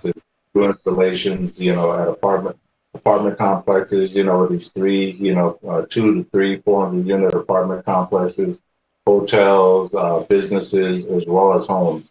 So our guys are extremely knowledgeable. They come out, they walk the site, they give you an estimate right there before any work is done, and give you a range of options that'll be, so that you get the ideal placement of that charging station on your property, based on, again, the setup and configuration of your vehicle as well, and where it's going to be parked, that sort of thing. And if you looked at the bulk of your business right now, is it more, are you 70% residential, 30% fleet? What would you say your breakdown is right now as EVs are becoming more and more popular? Most of the lion's share of our business is still in large multifamily residential. Where we're doing, the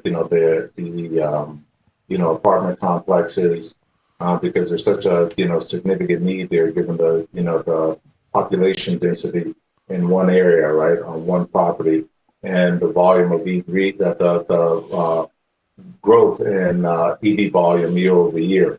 We do home chargers as well. I mean, we've always offered those, but that's not the lion's share of our business, because we tend to be more on the commercial end, right? Municipalities, multifamily residential, hospitality, commercial properties, etc. But we do offer the home charging as well. We do home charging installations on a pretty routine basis.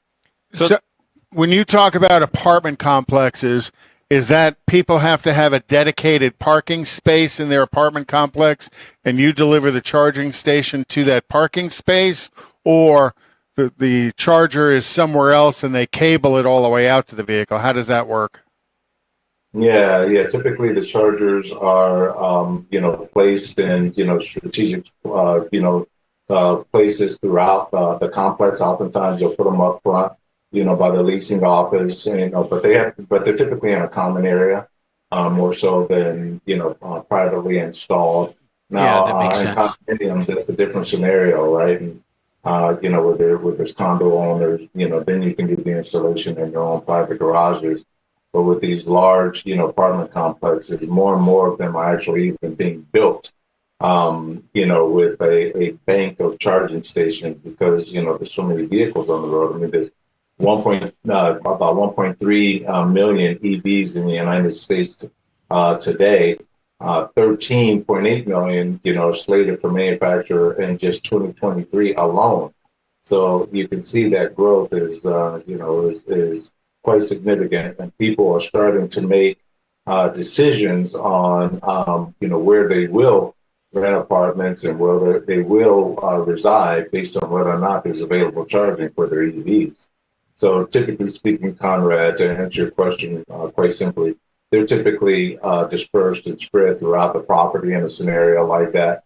So you may have anywhere from, 4 to 40 charging stations on a 2 to 400 unit property, depending, on the property developer and kind of what their goals are. And then from that, when it's kind of a pool of chargers available to the public, how does the EV owner get charged for their electrical use within that system? In a scenario like that, it's really up to the property owner. But all of our charging stations come with just a simple QR code, right? There's no app. You don't have to download, anything. And once you set up your charging parameters on the phone, it's there, every time. A lot of the charging companies, you have to be member to their network and pay an annual membership fee, right. and only those folks have access to those chargers. That's not the case with EV Tech chargers. They're open source, or wherever you see them out in the general public, you can access them in that way. Sometimes for apartment property owners, they'll provide a code to the tenants, and the tenants can use that code, and it's included in their monthly rent. So there's a number of different billing scenarios that are available, and that's driven and predicated largely by the property owner. Yeah, that was one of the things I was reading about the project in San Marcos, that you did put in the EV Swift 1009 models, and it talks about the QR code, because that's one of the things we hear about a lot. It's going up to a station to charge it. The station's either broke, or you got to get on the phone to call them to give them a credit card. It's just a pain it's a pain to do it. And this sounds like a much simpler way. Just scan the QR code and go. It's so easy. It's so simple. I can, I've been in, go to a downtown area sometimes, and, there's parking meters there. Now you've got it's so hard to just, figure out how to get your credit card, logged up, linked up to that parking meter. I spent more time doing that than I felt like than I spent at the actual event I was, parking to go to. Exactly. Yeah. Technology is not always our friend. Listen, Masio, I want to thank you for joining us today. We appreciate you taking the time on Saturday. We've been kind of wanting to talk to you a couple of weeks now about this, ever since we ran across that story. So it was great to catch up with you today. Thank you, guys. I appreciate you guys having me on. If any of the listeners want to learn more, just go to evtech.us. All right. I think Perfect. Yeah, I've already posted the link on our social media. They can go look at the various products you guys have to offer, as well as the technology and what you guys are doing. Thanks, Masio. We appreciate you coming on today. You're welcome. Thank you very much. You bet. All right. You're on the In Wheel Time Car Talk Show. Thanks for riding along with us today. We'd love to hear from you. Just shoot us an email. The address is info@inwheeltime.com. We're going to take a quick break now, and we'll be right back. Nope. We got features. We got features. My bad. I got it. Jumped ahead. The features, Don loves doing this. This is from Hemmings Marketplace. These are cars that have recently sold. And what we have on the first one, I don't know who wants to take credit for this one, but it's a 1969 Chevrolet Camaro. Looks pretty good. It's got some wheels. Looks like some old Keystones on it. It's all got a little hood scoop on it and things. What? $30,000. Okay. What about you? He says 30. 69 Camaro. 69 Camaro. Fair, pretty decent shape. Yeah. 25. Michael? I'm not a big Camaro fan. Okay. Sorry. I'm going to guess 32,025 because that's what it sold for. Yeah, Oh, man. There you go. You cheated. There you go. Yeah, you cheated. Michael, this one's for you. You're a Mustang guy. Yeah. This is a 2008 Ford Mustang Bullitt, and it Bullitt. looks pretty good. It's in good shape. Looks, fairly decent. What do you think it sold for? No, I'm gonna 55. no. 55. I'm gonna put it up around 35. I almost bought one of them once. Mr. My wife Galan? talked me out I'll of it. say 20, 28. 55. Oh, 55? It's 27.3, so you're the closest. Wow. There you Did go. it say what number it was? It's thought they one. were There's more only than one on the No, I page, mean, so it's Bullett's number one. Wall. Oh, okay. I know. I thought they were worth more than Okay, that. you've got a 1981 Datsun 280ZX. Ooh. Pay me to take it. Yep. And, it's got 36,000 miles on it. I'd take that. 36,000 rust holes in it.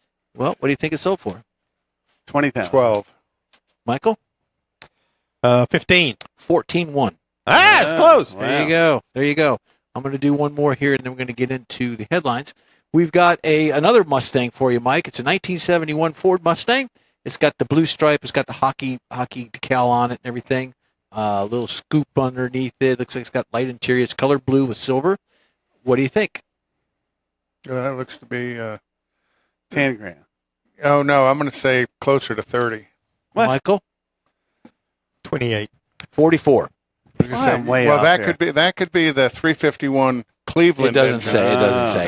But one more good left. looking car. We've got a 1962 Chevrolet Impala, or in your neck of the woods, an Impala. It's red in color. It looks like a very good shape, according to the picture. It looks pretty nice. It's got hydraulics on it? I have no idea. It's got a motor and 4 tires. So what do you think? I was gonna go off them because I'm way off. I'm going to go 20. I'm going to go 25. Very popular car. That generation of Impala. Okay, Michael. 62 Chevrolet Impala. I think if it's the bubble top, I would say 32. It is not a bubble top. 62 is not a bubble. That's a 63. This one went right? for 35.2, so it's obviously in pretty darn good shape. So I've got some headlines that Don always loves doing, and we love hearing from him doing them. So this one, it comes to us, automotive news. This is out of Detroit. We've got a theme of EVs. We've got a theme of Detroit going on today. Police in Detroit area arrested 7 people this month. They say were involved. For the whole month, they only arrested 7 people. Wonderful job, That was Detroit. the last hour. Yeah, and don't forget we got to get the car clinic in too. Yep. No, not this hour. Thank you. They were involved in stealing 16 new Bronco Raptors from the Ford Motor Company factory lots. The suspects are all ages between 19 and 21 years old, according to the CBS Detroit. Police recovered the 10 stolen Raptors. They were located as far away as Alaska, Arizona, and in Texas. The SUVs were valued at $1.8 million. Thieves have made off with $6 million worth of new vehicles, mostly F-150s and high-performance Raptor trucks, from the plants holding the lots holders in southeastern Michigan just this year was reported. Yep, got another one here. This is for Mitsubishi.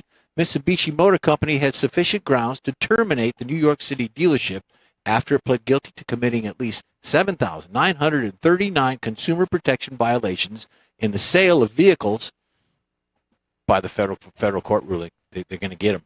U.S. Magistrate Judge James Wicks refused to nullify the termination of Brooklyn Mitsubishi's franchise, finding ample evidence that the dealership violated its sales and service agreement. It's undisputed that the dealership engaged in deceptive practices, says Wicks. Those included false advertising, falsely stating that vehicles needed repairs, failing to provide customers with legal required documents, misrepresenting warranties, Conrad, terms and concealing financial terms. That's what they showed in the documents. So they're in deep kimchi on that. Deep kimchi. Are we going to go to break? Well, okay, 1 second. Let me get As this soon as you're going. ready to break. I'm going to take a break. We'll be right back. Well, you ready? Yep. Go for here it. we go. The original group of Lupi Tortilla restaurants will have you telling your family and friends just what the original recipes mean when it comes to the best fajitas in Southeast Texas. Founder Stan Holt invites you to visit the original Lupi Tortilla near I-10 and Highway 6. Here's the original house that inspired the design of all the rest and the original charm that helped make Lupi Tortilla the go-to destination for Houston Tex-Mex. Speaking of original, nothing can compete with the original lime pepper marinade that everyone will agree makes Lupi Tortilla award-winning beef fajitas the best anywhere. Lupi Tortilla Katy is another location that gives you the same quality and service Houstonians have come to expect at Lupi's. It's located just off I-10 of the Grand Parkway at Kingsland Boulevard in Katy. Find yourself in Aggie Land? Head to the Lupi Tortilla in College Station, located just around the corner from Kyle Field. It's a great place to enjoy those famous frozen margaritas before or after the game. Headed east to Louisiana, stop in at the Lupi Tortilla in Beaumont. It too's on I-10. You can't miss it. The original group of Lupi Tortilla restaurants invites you in for the best Tex-Mex anywhere. You own a car you love. Well, why not let Gulf Coast Auto Shield protect it? Houstonian John Gray invites you to his state-of-the-art facility to introduce you to his specialist team of auto enthusiasts. We promise you'll be impressed. Whether you're looking to massage your original paint to a like-new appearance, apply a ceramic coating, install a paint protection film, nano-ceramic window tint, or new windshield protection called ExoShield, Gulf Coast Auto Shield is where Houston's car people go. Curbed your wheels? Instead of buying new, why not have them repaired? How about a professionally installed radar detector? Gulf Coast Auto Shield does that too. Get a peek inside the shop and look at the services offered by getting online and heading to gcautoshield.com. Better yet, stop by their facility at 11275 South Sam Houston Tollway, just south of the Southwest Freeway, and get a personal tour. Gulf Coast Auto Shield is your place to go for all things exterior. Call them today, 832-930-5655 or gcautoshield.com. The award-winning In Real Time Car Talk Show is available on the most popular podcast channels out there in 30-minute episodes. We realize our 3-hour live show can be difficult to catch in its entirety, so now you can listen every day to a convenient, fresh 30-minute episode. Check us out on Apple Podcasts, Spotify, Google Podcasts, Amazon Music, and Audible, along with a dozen more. In Real Time has the most informative automotive guest interviews and new car reviews, along with popular features including Conrad's Car Clinic and This Week in Auto History, along with automotive news headlines. Our live broadcast airs every Saturday, 8 to 11 Central on InRealTime.com, the iHeart app, and on YouTube. Be sure to say hello when we're broadcasting from the Tailpipes and Tacos Cruise-In, Autorama, and the Houston Auto Show, among others. Now, it's easier than ever to hear about all things automotive all week long. You're invited to join fellow car enthusiasts in becoming part of the ever-growing In Real Time Car Talk family. Don't forget those 30-minute podcast episodes on your favorite podcast channel.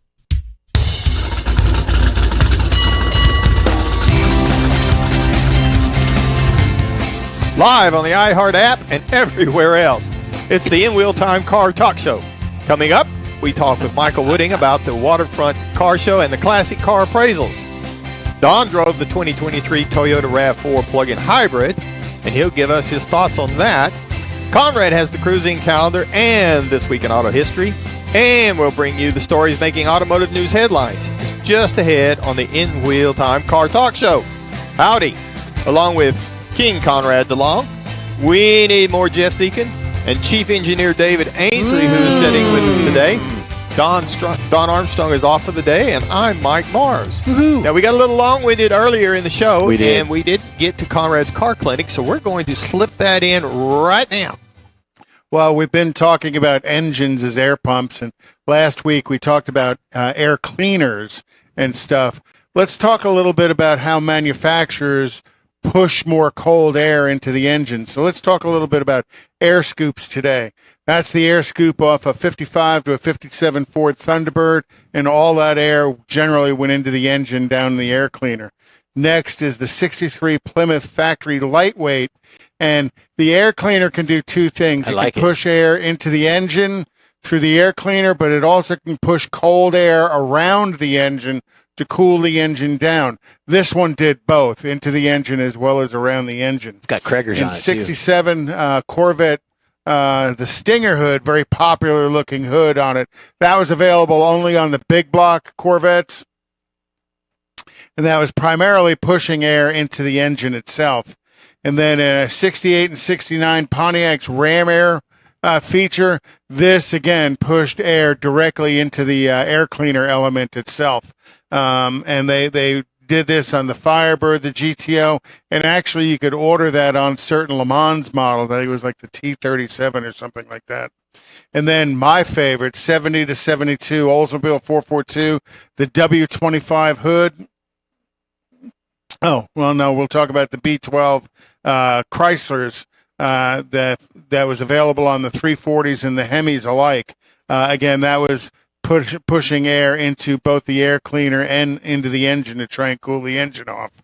So, you know, the benefit of cooling the engine off is reducing the intake air temperature, because colder air is more dense, there's more oxygen, the engine creates more power. So that was a lot of the purpose behind a lot of these air scoops through the 60s and 70s.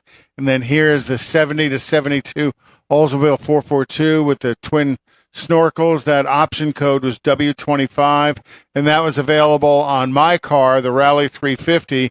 Typically, it was more so on the 455 engines, and it was an option. It came standard on W30s and the Rally 350, and then Ford Mustang with the shaker hood, kind of one of the more original shaker hoods that were out there. That was all the air was going into the engine itself. Very little of it was going around trying to cool things off. And then Plymouth had the shaker hood as well. That was on the 340s and 426 Hemis. All of that air was going into the air cleaner assembly. Very cool looking because the hood scoop kind of moved around as the engine moved around inside under the hood. Kind of a cool feature, and they did it for a number of years. And then Plymouth had the grabber as well, and this one was vacuum operated. So when you whacked the throttle and all the vacuum went away in the engine, that little hood scoop would pop up, and that again would bring cold air into the air cleaner assembly on it. And then Chevrolet also did it with their cowl induction feature on the 70 to 72 Chevelles, and they were drawing air from the base of the windshield, which is kind of a high pressure area. And when you whack the throttle, the vacuum would go away, that little flap would open up, and it would draw more air, cold air, into the engine. Buick had their GS with these two little scoops here on the hood, and those again were drawing air directly into the air cleaner itself. Trans Am had the shaker hood, which was attached to the top of the engine, and it would shake. Very little air came through that into the engine. That was not that was more a visual thing than it was a performance thing. And now you move into the more current vehicles, and you see these air extractors. This is a 2022 Ford Bronco, and you'll see it on Broncos, you'll see it on Escalades and Suburbans, where what they're trying to do is they're trying to get the cold air out, or the hot air out from under the hood, so they could lower the underhood air temperature and the intake air temperature on the vehicle. And that's become quite popular today on lots of vehicles. They also had those little side extractors on the Trans Ams. And if you look at the new Escalades and some of the new Suburbans and the new pickup trucks, they have basically those same air extractors, again, trying to lower the underhood temperatures of vehicles. All right. That's this week in Conrad's Corner. All right. Thank you, sir. Cool stuff. All right. So joining us now is our guest this half hour, Mr. Michael Wooding with the Auto Appraisal Network and the host or the driving force behind Woody's Waterfront Rod and Custom Car Show. Did I get all that right? You did. I got close. I knew I did. Thanks for coming. Yeah. Moving on. Come back and see us anytime. Yeah. I had a little bit of trouble getting hooked up this morning, but I think I got it working good now. Yeah, I follow you on Facebook, Woody, and you get some cool cars to go look at, whether it's classic cars or some of the high-end exotic stuff. You get an opportunity to go out and put your hands and, I guess, put your butt in the seat of some of these cars as well. Yeah, there's other appraisal companies in the area, but they're, they hire young people with a checklist that run down the checklist, and that's how they appraise the car. And you get, usually two pieces of paper that say, this is what the car is, and the rest of it talks about why the guy's such a good appraiser. We go that extra mile and produce a pretty nice report. We photograph and document the car completely, and those things really help bring me more business because the appraisals get around, and it brings me those high-end customers that you're talking about with the Ferraris and the Lamborghinis and so forth.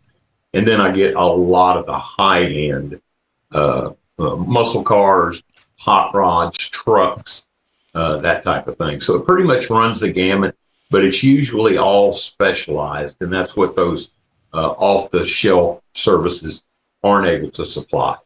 Well, it goes with your reputation. Yeah, I was going to say, you know what you're looking at. You've lived this street rod, hot rod lifestyle all your life. Pretty much. So these appraisals that you do for people are multifaceted. Some of them are about insurance. Some of them are about depreciated loss after a wreck. But some of them increase the value of the vehicle for a customer because you have not necessarily certified the car to be what it is, but in your appraisal, you're giving lots of information to validate the car is what they claim it to be. And, everybody that's got a car thinks their car's worth more than it is. Absolutely. Of course. I do run across a few that undervalue them, but the majority think it's worth more than it is. And what we bring to the party is give that independent third party value. So that helps us considerably. Well, speaking of value, that was one of the things we wanted to ask you about. You know, we can kind of see the price fluctuation in the used car market and the new cars. Obviously, they're always talking about those. But the classic car world, the muscle car world, the world that you live in, that's kind of hard for outsiders to see where that is and where it's going. Well, you know, the best places to learn that kind of information is watch the major auctions. And I watch every one that I get an opportunity to watch just to see what's out there. And, you know, the way Mecum handles an auction, the day one and day two cars are a little bit lower quality. And then you get into the day three and day four cars that are higher quality. And I can tell you just recently with this Harrisburg auction that they did, I did see that the blue chip cars are there and they're holding their value. And that's the perfectly restored 57 Bel Air Fuelie, you know, the 53 Corvettes, the Shelby Series 1s, things of highly unusual nature or very collectible nature. And now, somebody spent a lot Bel Air, 57 Bel Airs for a whole, though, have started to drop off a little bit in value. There was a time that, you know, you couldn't touch a nicely restored one for less than 70, 80,000. And you can find one now, $40,000, $45,000 for a really nice car. So that's pretty much, you know, I hate to say that the mid-range cars are seeing a slump right now. Blue chips are holding their own. So that's pretty much sized up. So do you think that could be because of the interest rates? And I say that from my perspective, you know, because for me to go out and buy a 57 Chevy for $45,000, I'm going to have to borrow some money. And that interest rate being up around 7-8% is definitely going to make a decision where if I had the money to buy an $80,000 57 Chevy, I don't think I'd be as worried about it. Yeah, because Mike doesn't have the credit rating. Absolutely. All righty. Well, you know, the majority of these people that have these cars have been successful in business in some form or fashion and, you know, had a passion and a love for cars all along. And now that they've reached that pinnacle in their career and can afford whatever they want, they're the ones that keep those prices up there. Okay. I do see, though, that the market's changing slightly in that, you know, I've got a 56 Pontiac. The 40s and 50s car, you can't get rid of a Model A or a Model T.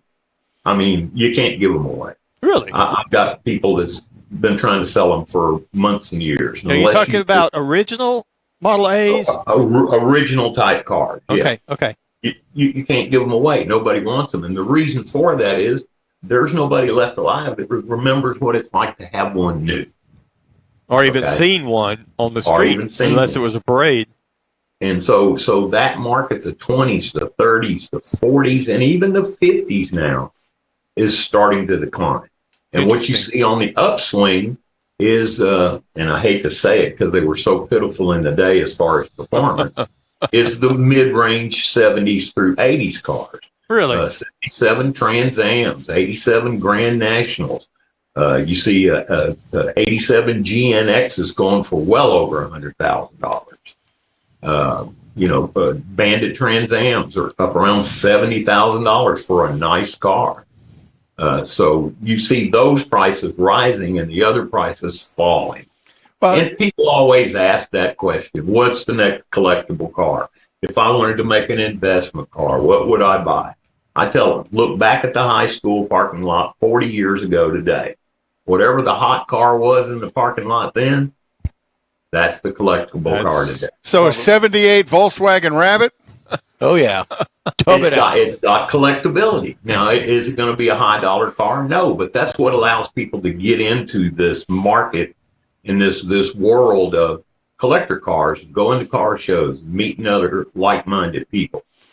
Well, and some of what happens, because I too watch the Mecum and Barrett Jackson auctions, and you really see this ebb and flow of valuation. But one of the things, and I don't know that everybody realizes it, is they're pumping a lot of free alcohol in these people when they're bidding. And when they get somebody emotional bidding on something, and you watch that, the bid manager standing there, hey, doing all of this with them, they can really raise the price of a vehicle on the emotion of the buy versus the true value of the vehicle. That's their job. It's purely their job, but I think it's hilarious that, they are pumping lots of free alcohol on these people just to get a couple extra $1,000 from them. And I see that quite a bit, and that's why I get hired quite often to go do the bidding for someone on a particular car. Really? Oh, okay. I tell them when I go, this is after I've looked at the car that the value ought to be this, and if it surpasses that, where do you want me to go? So you drink a lot. So you go 5% higher or 10% higher. Okay. So I'll get in the bid, and I usually jump in late in the bid. When it's starting to stall. You're one of those snipers, huh? Yeah, pretty much. I mean, that's just the way to get the car at the right price. Yeah, I think I've seen you on eBay before. Yeah. So have you gone to Mecum or Barrett Jackson for customers to do some bidding for them? Oh, absolutely. Yeah, many times. Many times. I go to their inspect cars and I go to bid on cars for people. I had one gentleman from Louisiana that had me go look at a 1976 Pontiac Le Mans, but it was called a Grand Am. Or trying to remember the Can-Am. Yeah, had the shaker hood. Very rare car. They only made they were supposed to make about 700. I think they made a few less than that. But it was it's basically a dressed up Le Mans with a shaker hood. Right. So they're hard to find. And the car went way over what he was telling me it was his limit to pay for it. So as I was walking off the stage and moving away, he calls me back and he goes, hey, there's a bobber motorcycle over there I'm interested in. So I go over and look at this motorcycle, and I actually met the fellow that built it.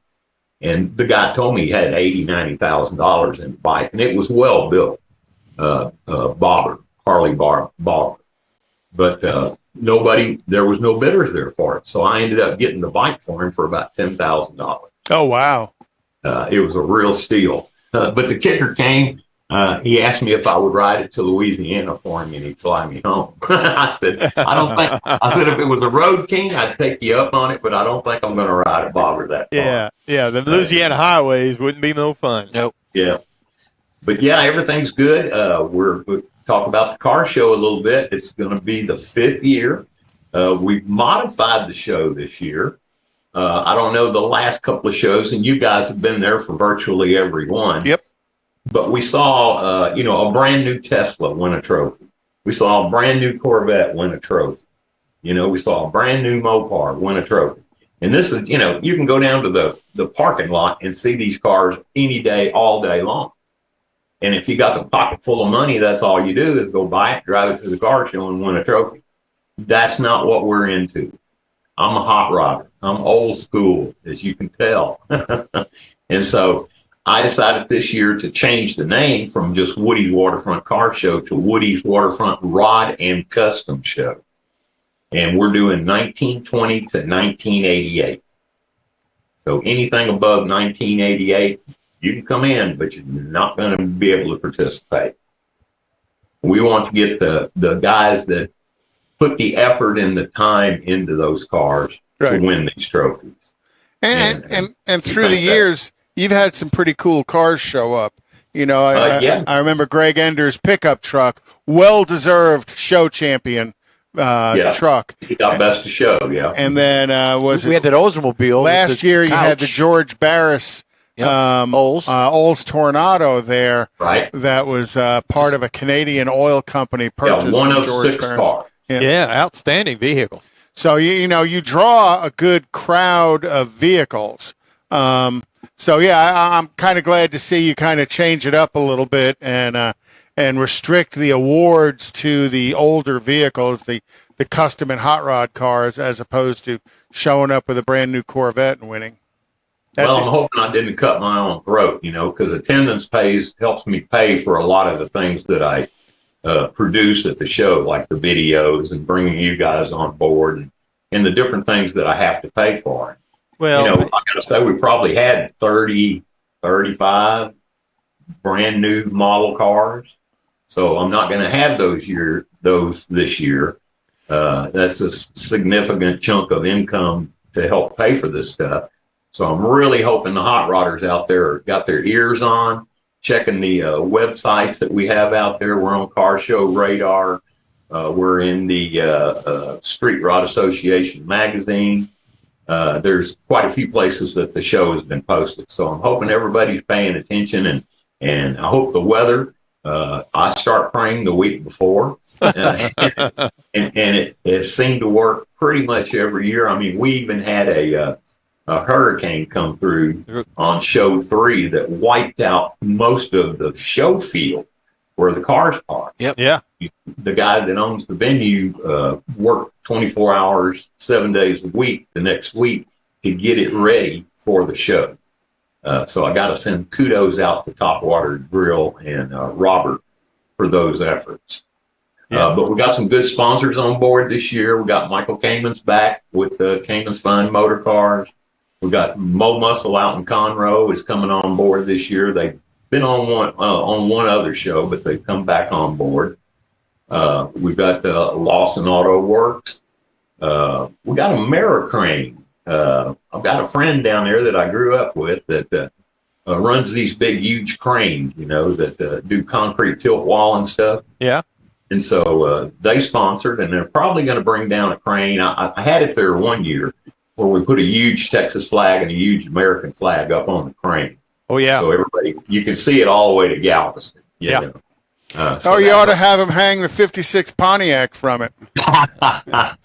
Yeah, it would draw some attention, wouldn't it? Absolutely. Well, yeah, hopefully. we're looking for a good show. The food's great there at Topwater. The weather usually cools down a little bit by that time, but we always have the breeze down there. And for you guys, after your broadcast, y'all can come visit in my hospitality suite that I'll have for you here. I'll have to check my ID, huh? I rented a motorhome this year to take down there. Okay. Yeah. Hospitality suite. So. All right. But we've got the girls coming back this year. There's going to be some different young girls, and they're going to do the 50s kind of look, the bobby socks and the polka dot skirts and the white tops, and the cruising around. You can get pictures of them with your car. It's just a great show. There's a lot to do. You get boats to look at, girls in bikinis on the boats, and just all kinds of good stuff. 16 will get you 20. Yeah, we're looking forward to it. I can assure you we're looking forward to it, and we're going to talk to you again about it a little bit more when we get a little bit closer to it. But Woody, thanks for joining us today. I've posted it up on our Facebook page as well as Auto Appraisal Network. Thank you much. Have a great one. See you soon. Good seeing you guys. All right, Don's not here today. What? But He is in spirit. he is in spirit. He is And in in spirit. audio. In spirits. Yeah. Maybe so. Are we but drinking? He also He is. We can. left us his car review, Yeah, he did. and we need to Have run more that. Don. Here we go. Hi, it's me, a voice from your past, and I'm here, and we're going to talk about the 2023 Toyota RAV4. Okay? Remember when the RAV4 first came out? It was an Little bitty thing. tiny Little thing. bitty Well, thing. guess what? It ain't It ain't no anymore. more. There are two trim levels available, the SE and the XSE. The reviewed trim level is the XSE all-wheel drive Prime. Okay? Seats up to 5 people. Obviously, the driver would be included in that. Exterior changes from last model year, none. It was all new in 2019. I think that they've got a new revision coming out, but we're not going to talk about that. Exterior features: sporty, sharp looking with angular edges to it. Mine was black and white. Very good looking. It was good looking. We talked about it. I like the trim accents. Yeah, me too. Both trims have unique wheel designs.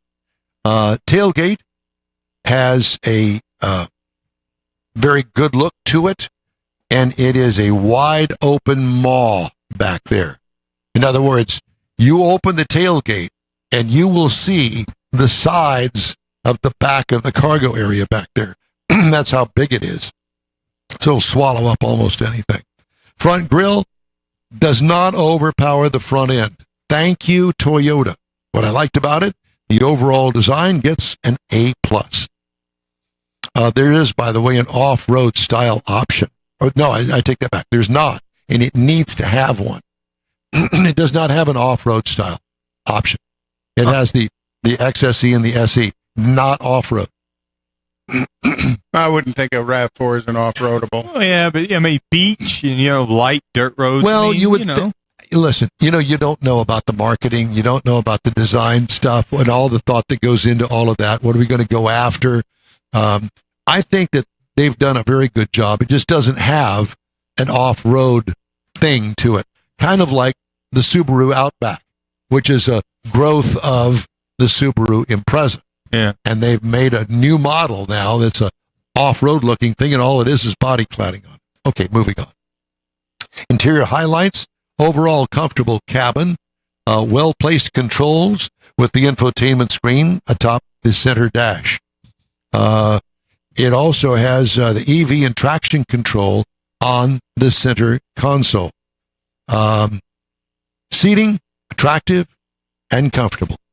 Cargo and trunk room, as I mentioned to you, wide open maw allows for lots of big stuff to fit in it, especially with the back seats down. What I liked about it, the cabin friendliness. It's easy to use. It's easy to get in and out of. You know where everything, it's just easy. It's a great design. It has a 2.5 liter hybrid engine that gets 302 horsepower rating. Wow. Combined.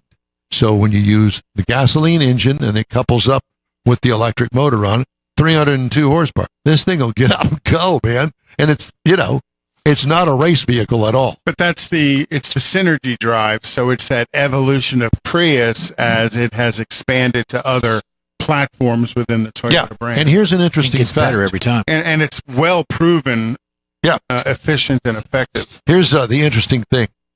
This is the second quickest vehicle in the entire Toyota lineup. Really? It's only behind the GR 86. Oh, wow. I'll be darned. The GR 86. It's the quickest.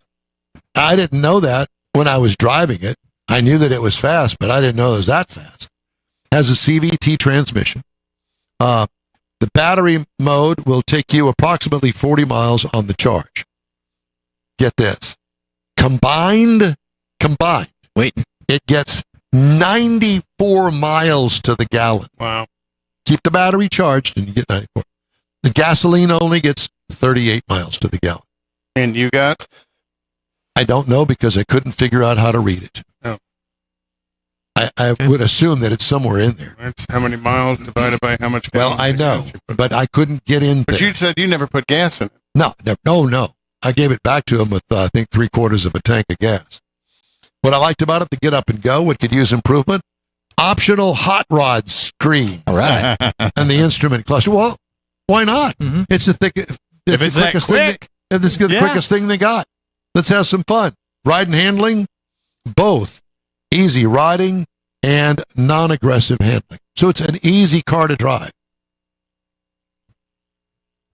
Great road tripper. Seriously, seats are comfortable. It's great. And smart enough not to put a third row in it. Thank you, God. Yeah. Yeah, that would cramp it up. Base trim price, $46,210. That's the base model price. Base model price. Base trim price, $43,990. So you can get into it for $43,990. Price is tested $51,918. It ain't cheap. No. And the RAV4 originally was. See, I cheap. thought it would be less than entry that. level. Yeah. I did too. Comparisons: Hyundai Tucson PHEV, 37.5. So it's about $5,000 more than that. Kia Sportage PHEV, 38,690. And then we had to throw in a third one, and the Volvo XC60 T8 extended range, 62,545. Yeah, but you have a Volvo when you're done. But, yeah, well, there's that. They're Anyway. coming back. There is my review of the Toyota RAV4. There you have it. Very good. Thank you. The In Wheel Time Car Talk Show is available 24/7 through the iHeartRadio app. Just look for In Wheel Time Car Talk. And we also offer video stream on Facebook, YouTube, and the InWheelTime.com. Podcasts are also available at your fingertips over dozens of popular podcast outlets. You ready? We'll be back right after this break. Here we go. The original group Short of Loopy meats Tortilla don't do- restaurants will have you telling your family and friends just what the original recipes mean when it comes to the best fajitas in Southeast Texas. Founder Stan Holt invites you to visit the original Loopy Tortilla near I-10 and Highway 6. Here's the original house that inspired the design of all the rest and the original charm that helped make Loopy Tortilla the go-to destination for Houston Tex-Mex. Speaking of original, nothing can compete with the original lime pepper marinade that everyone will agree makes Loopy Tortilla award-winning beef fajitas the best anywhere. Loopy Tortilla Katy is another location that gives you the same quality and service Houstonians have come to expect at Loopy's. It's located just off I-10 of the Grand Parkway at Kingsland Boulevard in Katy. Find yourself in Aggie Land? Head to the Loopy Tortilla in College Station, located just around the corner from Kyle Field. It's a great place to enjoy those famous frozen margaritas before or after the game. Headed east to Louisiana, stop in at the Loopy Tortilla in Beaumont. It too's on I-10. You can't miss it. The original group of Loopy Tortilla restaurants invites you in for the best Tex-Mex anywhere. You own a car you love. Well, why not let Gulf Coast Auto Shield protect it? Houstonian John Gray invites you to his state-of-the-art facility to introduce you to his specialist team of auto enthusiasts. We promise you'll be impressed. Whether you're looking to massage your original paint to a like-new appearance, apply a ceramic coating, install a paint protection film, nano-ceramic window tint, or new windshield protection called ExoShield, Gulf Coast Auto Shield is where Houston's car people go. Curbed your wheels? Instead of buying new, why not have them repaired? How about a professionally installed radar detector? Gulf Coast Auto Shield does that too. Get a peek inside the shop and look at the services offered by getting online and heading to gcautoshield.com. Better yet, stop by their facility at 11275 South Sam Houston Tollway, just south of the Southwest Freeway, and get a personal tour. Gulf Coast Auto Shield is your place to go for all things exterior. Call them today, 832-930-5655 or gcautoshield.com. Let me in. Coming up, it's the In Wheel Time Car Talk Show. Coming up, we're going to be talking with Kevin Hall from the Texas Nostalgia Modified Production guys. They're coming into their championship here in the next few weeks. Conrad is going to have This Week in Auto History. We're going to get you caught up on the stories making news this week in auto headlines. Howdy. Along with Conrad DeLong, we need more Jeff Zekin, who's making a break for the door. You're letting Susie in. And we're going to be talking with Chief Engineer David Ainsley is here. Don's out for the day, so David's in here running the board, keeping things moving along quite nicely. Don's out to lunch. Yes, he is. As usual. So we're going to move right on in here and talk with Kevin about the Texas Nostalgia Modified Production. Kevin, how are you doing? How you doing, sir? We're doing good. We're doing really good. How's life on the clutch? Oh, man, it's great. So, you know what they say? Driving them automatics are like eating worms. Oh, God. I'm not sure I heard it put quite like that. They might go down smooth. Something like that. So anyway, yeah. so let's start with a little bit about Nostalgia Modified Production. What are we talking about here? Well, in our rules, Mr. Mars, it's got to be a 79 or older car. You got to leave off the clutch. You got to shift it manually. They're all small block cars. Most of the guys are running anywhere from 292 cubic inch up to 331 cubic inch. Leaving the start line about 10,000 RPM, crossing the other end at between 10.5 and 11,000. Wow. And you're buzzing them things. Yes, sir. So what kind of cars are we talking about, that we can see if we come out here and watch? Yes, sir. We have a little bit of everything. Matter of fact, we even got a couple of Volkswagens. The Volkswagens won a couple of races already this year, and they're in the points chase. We got a Chevy 2 in our class. We got a Monza. We got a couple of Camaros, a few Corvettes, even got a Ford in there. A little bit of everything. It's a mixture, and they're all hard running cars. And the eighth of mile, you can see anywhere from a 550 to a mid six run on a small block, 265 over 60 cubic inch motor is, that's getting it pretty good. Yeah, absolutely. So you get the calculus for the class is cubic inch by weight, correct? That's the way the class was set up. The way we do it, because a lot of the tracks that we go to now, they don't have scales or a pump-to-pump cubic inch, so we run off the index. And each class has an index that you claim the class that you want to run. And if you run under the index, then you break out. So what has given the Volkswagens, not necessarily their advantage, but their wins this year? Is it that index that they're running in, that they've learned how to get right on the index, or is it the weight to engine size ratio? I think they're cheating. No, nobody in drag racing would cheat, would they? No. You know what they say, right? It's not cheating until you get caught. Then when you get caught, you just keep denying it. There you go. Those guys, the Volkswagens, James Brickey won, and Bubba Clifton have both won. And both those guys are really good. They're close to their dial-ins, but what's really amazing, our points leader, Freddie Joyner, he's got a Camaro. If you go on our website and look, it's the white and purple Camaro that says Maven Realty on the door. He claims G-Modified production as his index, which is a 689.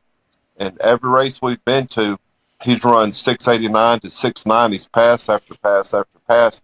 And the Volkswagens are right there with him. The Rollo brothers, Matt Thomas, all those guys in our class they're within 1/1000, 2/1000 of a second on their index every pass with no computers. We don't have any grids. We don't have any downloadable programmable computers on these cars like other cars do that run in their dial in, and we're running right there, right on our dial. So it's pretty amazing. Well, and that's what makes what you guys do so special, because it is purely about the driver and the driver's ability to get what he needs to out of the car. It's not a matter of dialing it in and say, oh, when I let go of the button, I want to run this fast at this amount of time, and the car is going to make the tune to it. This guy has to be clean on the light as well as clean on the foot and shifting, all of that at the same time. To get clean on the time. Right, to get the right time. It's very much a driver's show versus a car show.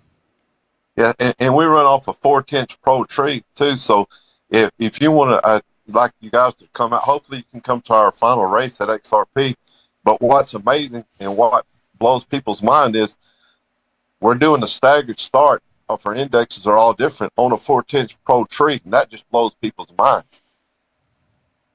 Because the tree don't come down, light to light to light. It's a 4-inch Pro Tree on the staggered start. Yeah, each lane gets their own light.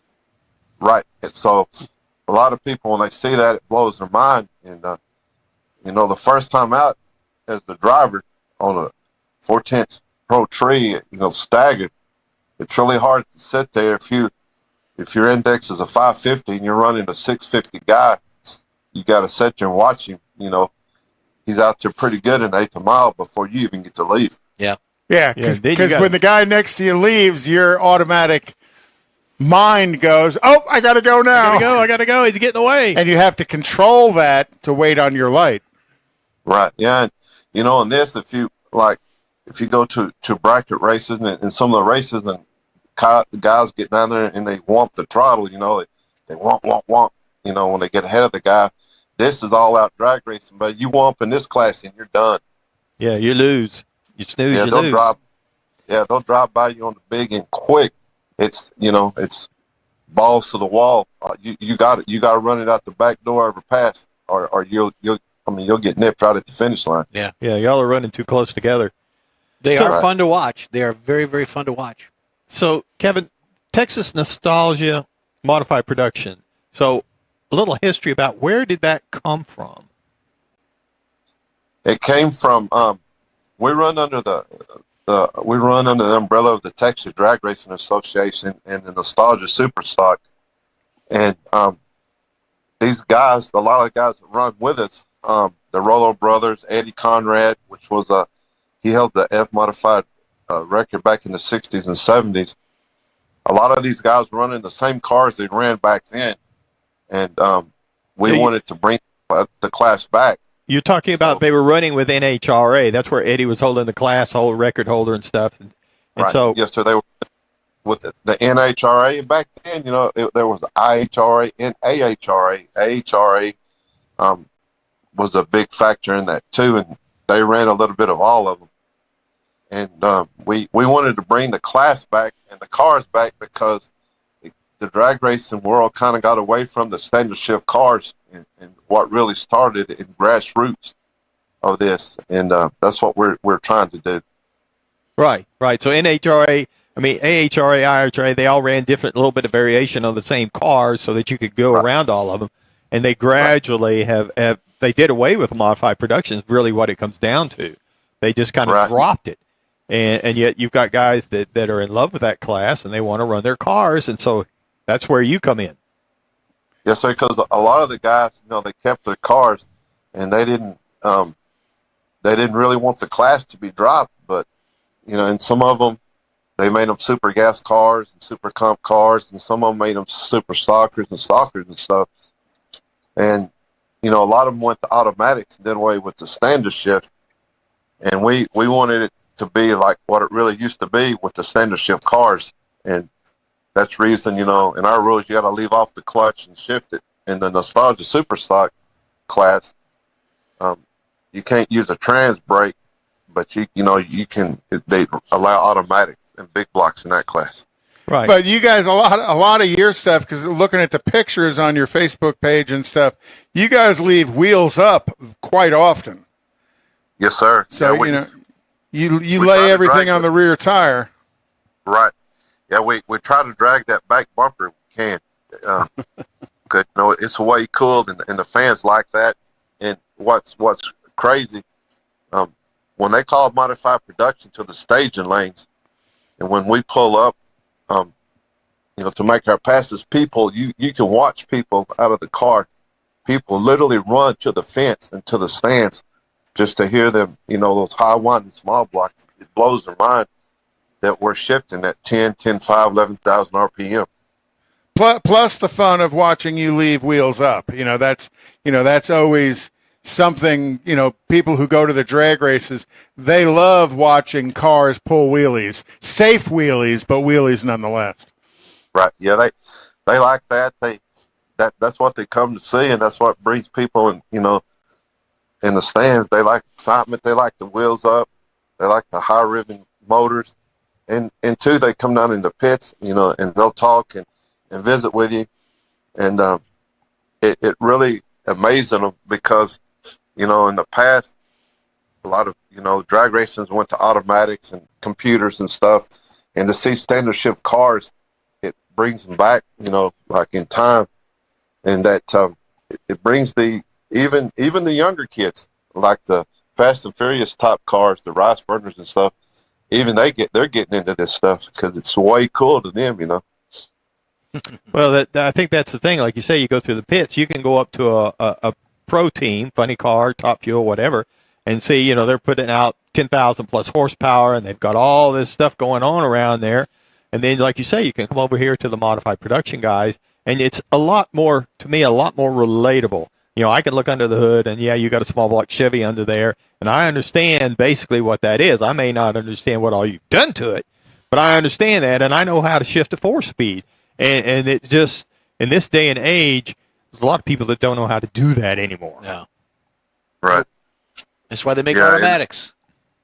It's and it's crazy that when they ask you the horsepower, and you got small blocks, 800-900 horsepower with a 292 cubic inch motor, that really blows their mind. Right. And the 8 to 10,000 RPM, just, you wind one up that tight, you just wait for it to come through the hood.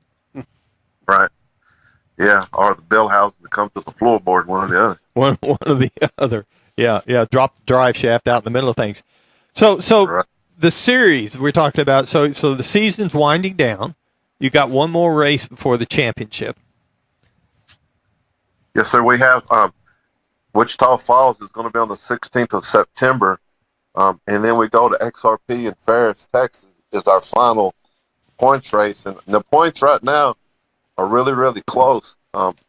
Freddie Joyner is in first place. Gary Rollo's in second. There's about 32 points that separates them, and then the Volkswagen, the pesky little Volkswagen, he's in third place. You know, he keeps hovering around, and Matt Thomas in his 56 Corvette, and Larry Rollo.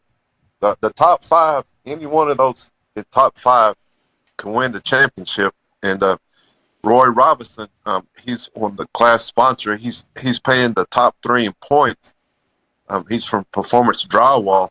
He's put up the money for the top three. So those guys are, not only bragging rights online, but they're running for a little extra money put up by one of our good sponsors. Okay, so you got the one more race, and you got five guys that are within range of being number one in the points going into the championship. So the number one, what are they really vying for? What does that get them when you get to the championship race? If they win the championship, there's points fund money put up, and there's some other stuff that's been donated from other companies and stuff. And we're trying to work a deal with the tracks to where the winner will get a gold card, which they will get in free at every race. Wow. Oh, that always helps. All they have to do is pay their entry fee, but their pit admission and stuff will get in. And we're trying to work it to where the each race their pit pass is paid, and their entry fee will be paid with that gold card. Oh yeah. Well, what a perk that is. Yeah, because the entry fee is $150 a race. So if you can race the whole weekend, without having to pay entry fee and to get in, that helps. Yeah, it's a couple $100 there. So right. Kevin, so people want to know more about the upcoming races. Where do they go? Where can they find out the information? You can go on the on Facebook. You can go to Texas Nostalgia Modified Production. We have a page there. You can also go to Texas Drag Racing Association, the TDRA. Watch the TDRA and the Nostalgia Superstock guys. They're racing this week in Ardmore, Oklahoma. The modified guys, we're still on a little vacation because we're all a little older, and that heat kind of messes with us. And we had some other stuff. Some of our racers, this week is the big go in Indy. Right. Some of our went to Indy, and some of them are in Alaska on a cruise or vacation. Or I think let's go with everybody's gone to Indy. We don't need to talk about how old we're getting or anything like that. Everybody's up there at Indy drag racing, getting psyched up. There you go. Yeah, they're getting psyched up, and our points leader, Freddie Joyner, he not trying to stir the pot or anything, but I was speaking to him the other day, and he said if they want this, they're gonna have to come get it. There you go. It's like anything else. Texas, you want it? Yep. Come and take it. So listen, Kevin. So it's just to make clear, it's a Texas Nostalgia, not nostalgic, but Texas Nostalgia Modified Production. Yes, sir. All right. So be sure and check it out. We got a big race coming up. Then they got the championship coming up behind that. And Kevin, I'm sure we'll be talking to you again, and we appreciate you taking the time to join us on Saturday morning. Yes, sir. You guys come see us. We're going to try to, sir. You bet. All right. Thank you very much. Thank you. All right. That was really good. You want to see some old school drag racing? That's the place to be. That's right. It is. Take it off the street and take it there. So let's do This Week in Automotive History and get this in. Got it ready. So in this week in 1910 was the beginning of the Yellow Cab Company. Everybody knows what a yellow cab is. Well, it's been around since 1910. So what's that, 113 years they've been around? Yeah, something like that. Pretty cool, and I'm from New York, so that's kind of where they landed. Actually, they originated in Chicago and then ended up moving to New York. In 1902 this week, Cadillac is formed. I always got to do a caddy thing for Jeff. Hey, thank you. Cadillac Automobile Company was formed by Henry Leland, you bet, former financial partner of Henry Ford, after a failed attempt at establishing the Henry Ford Company. Henry Leland quickly developed America's premier luxury car automakers. And then Henry Leland ended up leaving Cadillac and founded Lincoln. Yep. And that's actually a picture of a V. It's a Cadillac V. That's a V series? That's a V series. Okay. In 1945, the last Cadillac tank, I'm going to argue this because I thought most of the Cadillacs through the early 60s were tanks. Yeah. But Cadillac... You're welcome. Yeah. During the World War II, Cadillac was building tanks for the armed forces. And they built their last one in 1945, shortly after Japan announced its surrender. And the reason Cadillac was building tanks, because people don't really realize that a lot of those tanks had a Cadillac engine in them because they wanted that dependability and durability. In 1967, AMC throws a Javelin into the pony car market. And if you remember the pony cars, 64.5, Ford releases the Mustang with the long hood and the short deck. Well, AMC, and then 67 Camaro was released by Chevrolet. So in 67, AMC released the Javelin, which didn't come out until 1968. And that would help AMC shed its commuter car appearance as it jumped into the pony car market with the Javelin, and then followed not too shortly thereafter by the AMX, which was a two-seat Javelin. In 1985, the Yugo goes on sale in the United States. And you know why they called it a Yugo, right? Yugo called the record, I'll wait here with the car. In 1979, AMC releases the Eagle. Now, people don't necessarily look at that as being a wowee car, but if you go back in time, that was an all-wheel drive vehicle, the Eagle, kind of one of the first cars with all-wheel drive in the market, and then soon after, followed up by Subaru, who has very much dominated the all-wheel drive car market ever since. But Eagle was, in my opinion, kind of quite a bit ahead of its time. Mm-hmm. I'm old enough.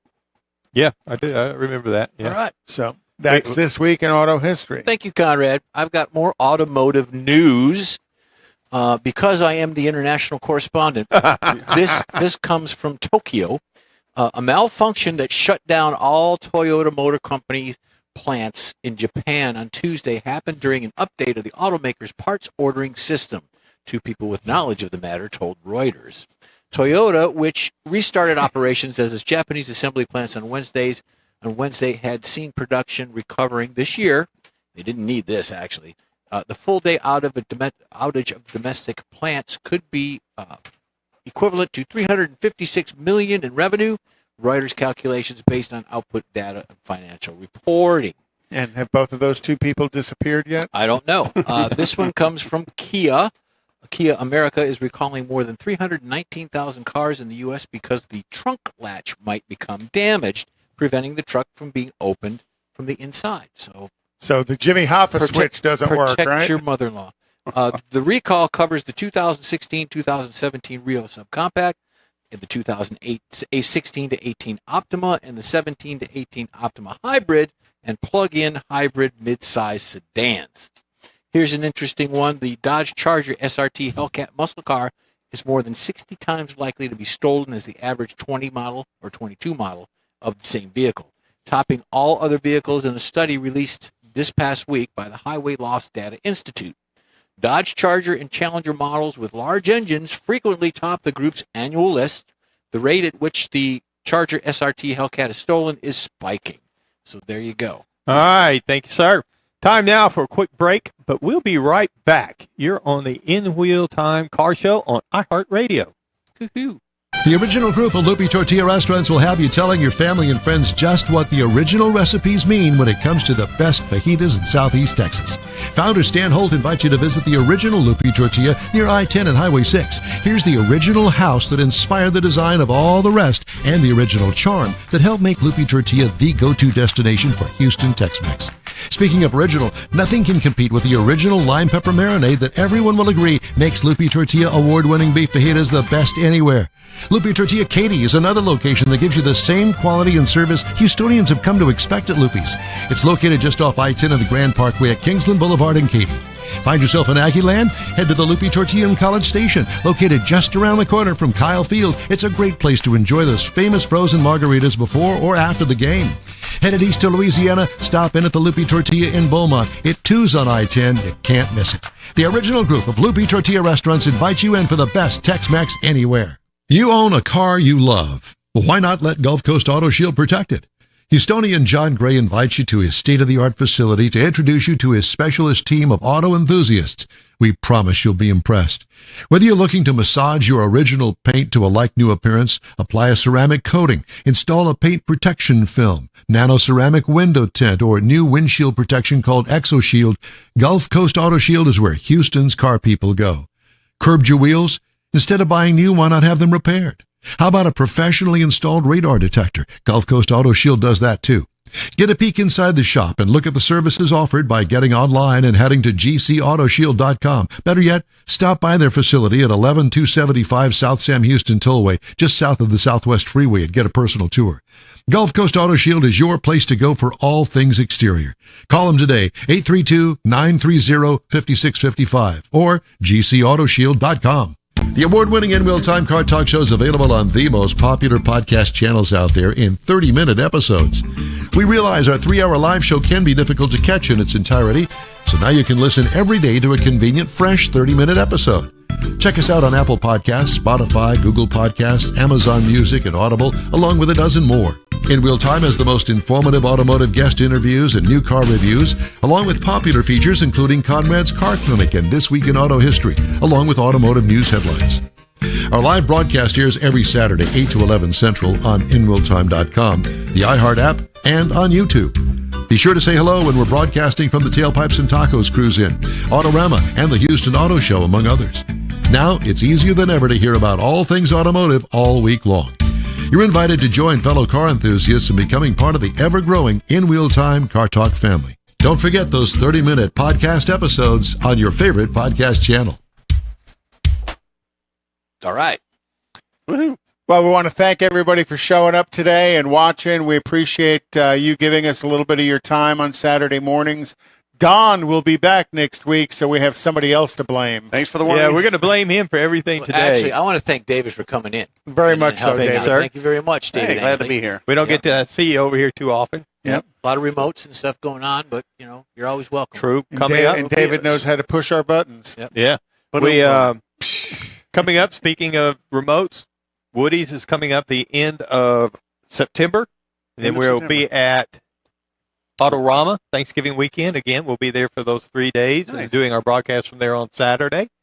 And then we're looking forward to the Houston Auto Show in January. And then in a few weeks, we're going to have Bobby Sparkman back on from the Texas Hot Rod Tour of Texas, Hot Rod Tour of Texas, and yeah. get an update. He's already got the dates out for that. Cool. But we're going to get an idea. They've been out cruising around, trying to figure out exactly the route. where they're gonna paths, go. new Yeah, locations. trying to figure all that stuff. So we'll get an update on that and see if we can work out something to where. Bet you he has some merch to sell, too. Yeah. We had a big time last year. Great and hopefully time. we can work out something where we can do it again this year. And the That'd be In-Wheel cool. Time Ladies Auxiliary had fun, too. In-Wheel Time Ladies Ladies Auxiliary, yeah. They had Yeah. fun. Don was part of that, right? Well, I think he was. He was the leader of the band over there. Good deal. Very Yep. good. So, tell you what, let's take a quick break, and we'll be Well, right back. You're on. Well, What? there's no break. Already loaded a break. There's no break. We did the already break. did a break. We just We closed. just The came out of the close. break, Mike. Yeah. We're okay. We're good. Let me turn the page. We're reading I'm going to Don- be Don. we're I'm going reading to turn the Don's page notes. now. Have some coffee, Mike. I don't drink coffee. Oh, well, maybe you need to start. Yeah, that's my problem. There's huh? always crack. All right, well, let's wrap this bad Have boy up. have a gummy. Have a gummy. All right, we're going to hear Don again in all of his glory. So here There we you go. Do it. Push the button. Thank you, Don. Well, that's it for this week's In-Wheel Time Car Talk Show. When you're online, follow us on Facebook, give us a like, tell your friends about us, and share our junk if you would, please.